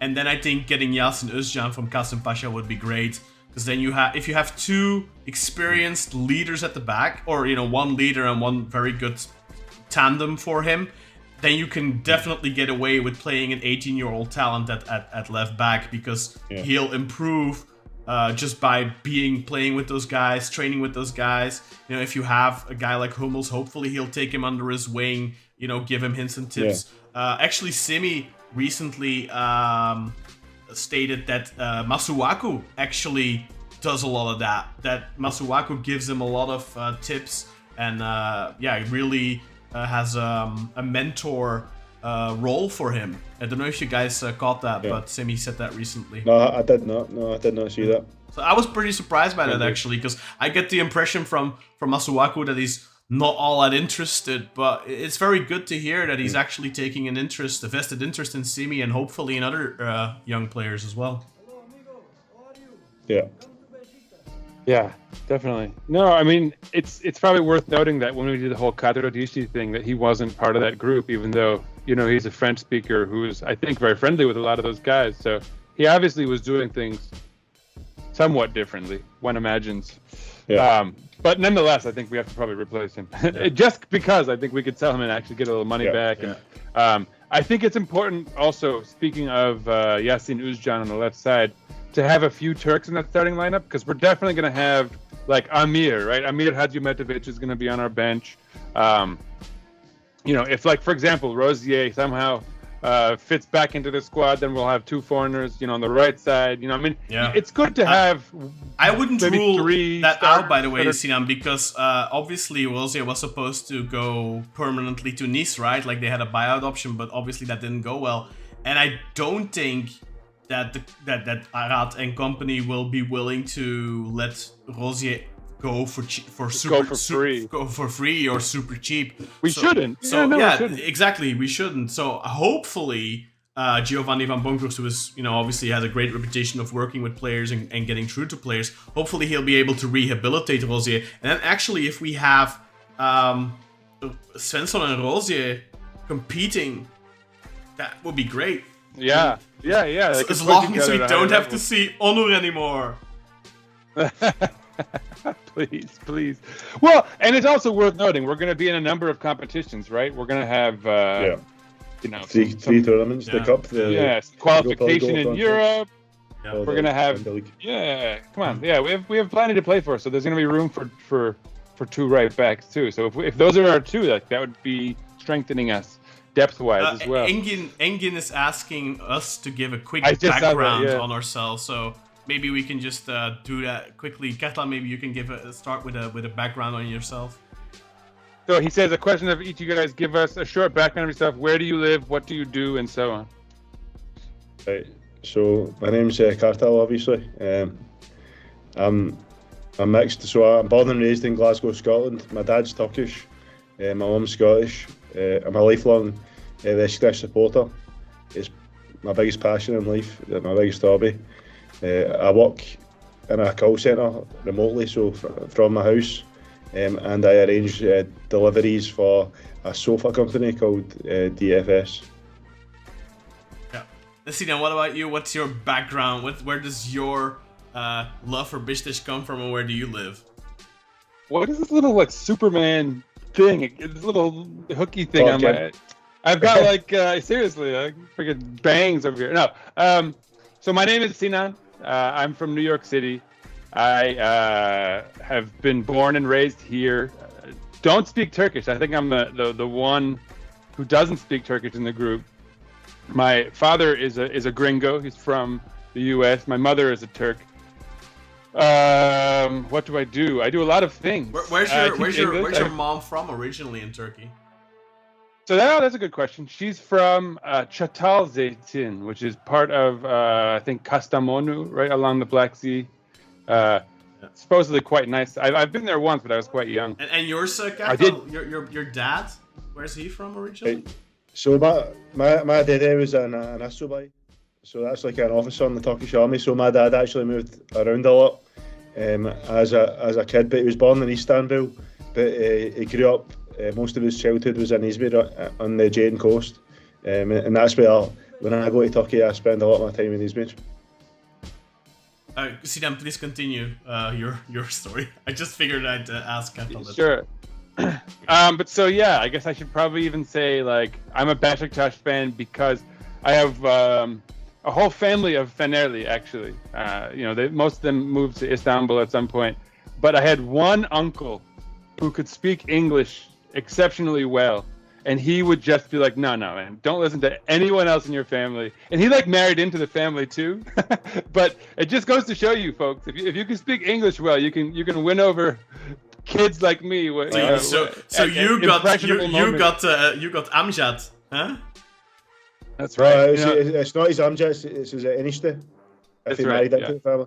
That's right. And that's actually, I didn't know that. I know Sinan's story, but I didn't know that detail, that it wasn't a blood relative, that it was actually his Enişte, someone that married into his family. So that's actually really cool, man. I didn't know that part of the story. How often do you hear... It just goes to show you. How often do you hear, though, that somebody supports a certain team because their uncle bribed them with shirts or something? You hear that a lot. Like that. No, and he gave me the whole pitch, like black and white is, better colors, and the history of the club and the stadium is so beautiful, and just the fact that he can convey this like in English as well as he could, he sold me. He definitely got me on board. But besides that, yeah, I teach English. My wife and I started a tutoring service. We deal with mostly Japanese students. We've done fairly well on that market. I also, my main thing is writing. So I'm writing a novel right now. Got an editor. Hopefully that'll be my next career, that I'm moving in that direction full time. But, obviously that's Sinan also did the music for the podcast, by the way. So the intro song, the outro song, the background music, it's all Sinan, by the way. He's an English teacher, author, soon to be published author, and also a beatmaker. A very talented man. I'm a Renaissance man. I like to do as much as I can. How about you, Kaan? Your turn. And I'm getting. So I'm Kaan. I live in Belgium. My dad is also Turkish. My mom is Belgian. My parents got divorced when I was pretty young. I was about 6 years old, I think. But I've always had a really good relationship with my dad. And Beşiktaş is just something we bonded over. When I was 7-8 years old, he'd come to get me every weekend. I'd spend one day in the weekend with him. Later that evolved into the whole weekend. And when I was about 10 years old or so, Beşiktaş really became something we just did together. We watched every game together. My dad worked in a cafe as well as a waiter, and he owned his own cafe for a while as well. So I'd go with him on the weekends, go with him to work, sit in the cafe all day between all the Fenerbahçe and the Galatasaray and the Trabzonspor fans. Always hated the Galatasaray fans. They were the worst. They were so obnoxious, always trying to just provoke you and stuff. So I think my disdain for Galatasaray really stems from there. Whereas the Fenerbahçe fans and the Trabzonspor fans were always really nice to me. I was the 10, 11-year-old kid that was cursing like a sailor because that's the only Turkish I could speak. Like back then I didn't speak any Turkish, no conversational Turkish, except for, the really bad swear words that of course I was taught by my Fenerli cousins back in Turkey. So whenever I was watching the games, I'd be swearing like a sailor ridiculously, and half the cafe, of course, they would be just laughing their asses off while my dad would be super embarrassed. Oh god. Yeah. Here we go. So yeah, that's really where my love for Beşiktaş comes from. And as I grew and learned more about the club, it's really I really identify with the club, with the principles of the club. Honor for sure. Before anything. I really dislike the types of football clubs like Galatasaray who want to win at all costs. They'll go over dead bodies to win, so to speak. And I think a lot of younger Beşiktaş fans, I feel like younger Beşiktaş fans I meet are they want to be like Galatasaray, they want to be like Fenerbahçe, they want to And I don't get that, because Beşiktaş is something unique, something special. It's, you know, the Efendi Beşiktaş, the gentleman club. And that's also why I think Giovanni van Bronckhorst is a great fit with the club.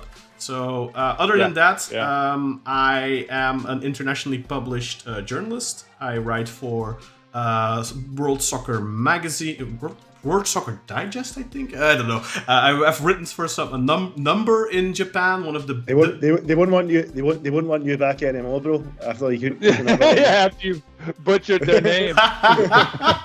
Yeah. So World Soccer Digest, I think, is one of the I think magazines you're right. I remember that when I been writing for since 2015. I've written some articles for Number, which is the biggest magazine in Japan. I don't speak Japanese. I just write in English, and then they translate it into Japanese. And I write about Turkish football and about Belgian football to a lesser extent. Other than that, I have 2 dogs that you sometimes may hear. I have a son named Aiden and a girlfriend named Kim. And I'm 36 years old, and that's it. That's my life in a nutshell. I have 2 cats also. Here's one. And a daughter. He's like still sleeping. Okay, there we go. Yeah, and I have a daughter and a wife who are like waiting to come home. All right. Any more questions we need to address, Kartal, before we take it? We take it off the air. Actually, no, there's nothing else. No, that's it. Just a lot of kind of spam comments, to be honest. Yeah, there's one more comment from Sunshine Man. Hi guys, I recently ran into your podcast and instantly fell in love with it because much like you, I also have been living abroad. My son was born here and owns his Beşiktaş fandom to me. Meaning he owes it to me, like my daughter. Maybe unlike your son, Kaan. Maybe one day he's 9 years old. He can still turn around. Actually, one more thing that maybe we should point out. Actually, I have known Sinan since like 2005.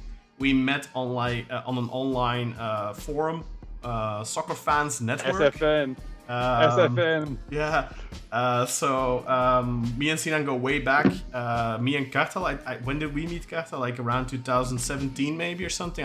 You were still a kid back then. I was 19, man. I wasn't that young. You're a kid, bro. You're in 2017.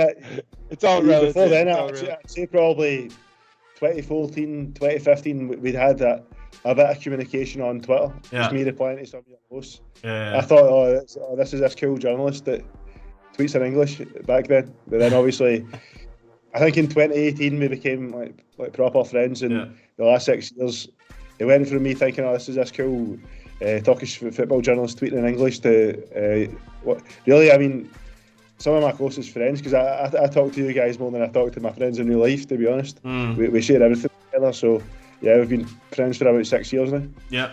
But we did some little communication on Twitter before that. Yeah. My wife makes fun of me because she's like, I swear you talk to these guys in this group chat more than you talk to like me and our daughter. That sounds and, like your actual friends. Sounds very familiar. No, and I said these are my actual friends. Like I feel like I know you guys better than the people who I can actually see in person these days. No, I mean, we talk a lot. You know what? One of the things is like my friends from back in the day from school and stuff. Like you have some. You keep in contact with a couple. Like, you know, my friend in the comments right now, Kevin, and one of my other friends, Wim. Those are my 2 best friends. And then Max, my other friend. You may hear me mention them, but like in general, you know, from school. You keep in contact with like 2-3 guys, maybe 4, but in general, the people that you communicate with on a day-to-day basis are people you're going to share most interests with. And actually, Kevin in the comments, full-blood Belgian, true story, back in 2005, I told him, you know what, Beşiktaş are playing Charleroi basketball in the Euro League or whatever it was back then, and we went together actually to the Beşiktaş game against Charleroi in Charleroi. There were 500 Beşiktaş fans and like 2,000 Charleroi fans, and we just blew them out of their own stadium. It was amazing. got given a Czech Berlin scarf back then. He still has it. Brilliant. He still has it. The basketball atmospheres are unbelievable. Yeah, they're amazing. Yeah, There was 500 of us in the. Absolutely brilliant. One more thing maybe that you might be interested in knowing. If you ever visited the website besiktasinternational.com, that was actually our website. We started it back in 2013, and we were also the first English Beşiktaş account on Twitter for the longest time, until I think Kartal started their own English Beşiktaş account, Beşiktaş Talk, a couple of years after us. So we've They've always been quiet though, haven't they? Yeah, they have, but I think that page is done. Yeah, that's mainly because of the translate function now on Twitter, right? Like everyone can just follow Turkish journalists and just hit translate and all that. But yeah, exactly. I think mainly because just one more question. Sunshine Man asked. Yeah? He wants to know about, like, do you guys usually broadcast on a regular basis? And so I said yes, we do weekly. Once a week. Yeah, typically you can expect us like the day after a match. Yeah, right? Yeah. In the summer, I don't know, guys. Should we like establish a day? The problem is, like, we really wanted to because I think last week we did Monday, and we wanted to do Monday again this week, but there was nothing to talk about. Yeah. You know, there were some rumors, right, but there needs I said to hold off till we announced exactly. There needs to be something to talk about. So usually, just keep an eye on our Twitter account at Beşiktaş Podcast. Or you can follow me or Sinan. I'm usually the one doing all the tweets, so you can follow all of us, obviously. But you can follow me or the Beşiktaş Podcast account on Twitter. And usually I'll tweet like 24 hours or so before we do a live broadcast that we will be live that day at that time. And I usually mention the Central European time and then the Turkish time. With that. So if you live somewhere else than Central Europe or Turkey, you'll have to do the calculation yourself.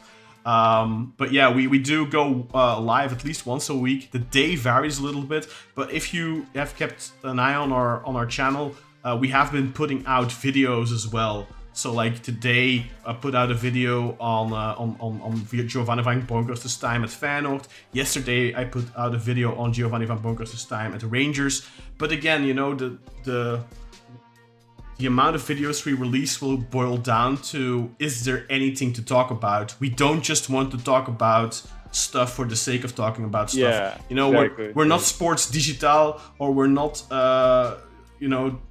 echt aan Ortachizgi. We aren't going live every day just to get those YouTube bucks. We're just doing this. We're going live and we do videos when there's actual news, something to talk about. We're not trying to sell you bullshit, right? Like, we're fans for the fans. Exactly. That's a good way of putting it. All right. Any other comments there? I think we're good. Yeah. Anyway, guys, if you go into the comment, the description, actually, there's a WhatsApp link in there. You can join our WhatsApp community, and then you can actually stay in touch with us day to day. So you can ask these sort of questions there if you want. Of course, I welcome this by all means. But go and check the WhatsApp community. Feel free to join. See if it's something you like. If you don't like it that much, or you don't want to get spammed by notifications, just mute the group and check in from time to time. There's an introduce yourself section where you can tell your own story, how you became a Beşiktaş fan, where you're from, how you found the podcast, all that kind of stuff. And then there's just a general chat channel where we chat, and there's an announcements channel that we generally use for whenever we post a new video on YouTube. We post a link in there, so you'll always be kept up to date on the latest things. Other than that, you know, like I said already twice before, hit the subscribe button, hit the bell notification, like, comment, and yeah, just keep watching our videos. And thank you very much for all the positive feedback. And then I'm gonna hand it over to Sinan, because I think it's time to go. As always, it's very important that I mention, this key point, which is, let's go Beşiktaş! Peace out, everybody. Hashtag welcome, Gio. That's right. I wonder if I ever actually catch anyone off guard with that. I feel like people have been watching us. They know I'm going to do it, but just in case. I hope I got a few jump scares out of that one. But anyway, peace out, everyone. And stay tuned. We'll be back again. Hopefully, next week we'll have some stuff to talk about. Certainly, I think we're going to have... Fingers crossed. I'm not flipping you off. Fingers crossed. Yeah. At the very least, we'll get our friendly schedule soon. There'll be some transfer news. I mean, there's always something to discuss. Maybe we'll get some clarity on Brad Friedel's job description. Stuff like that. But so stay tuned. We will be back, guaranteed. Ideally, every week. I mean, I think you can pretty much guarantee it'll be every week. Although, if there's no news, it'll get pushed to the end of the week till there is something. But we're in that phase of the summer where there will be news. So. Yeah. Stay tuned. As long as you keep watching, out. as long as you keep watching, we'll keep on putting new content out. Anyway, That's goodbye, right. everyone. See you next time. Bye, fellas. Peace. Ortada Bobo. Şimdi Bobo'nun önüne. Bobo aldı. Bobo girdi. Bobo.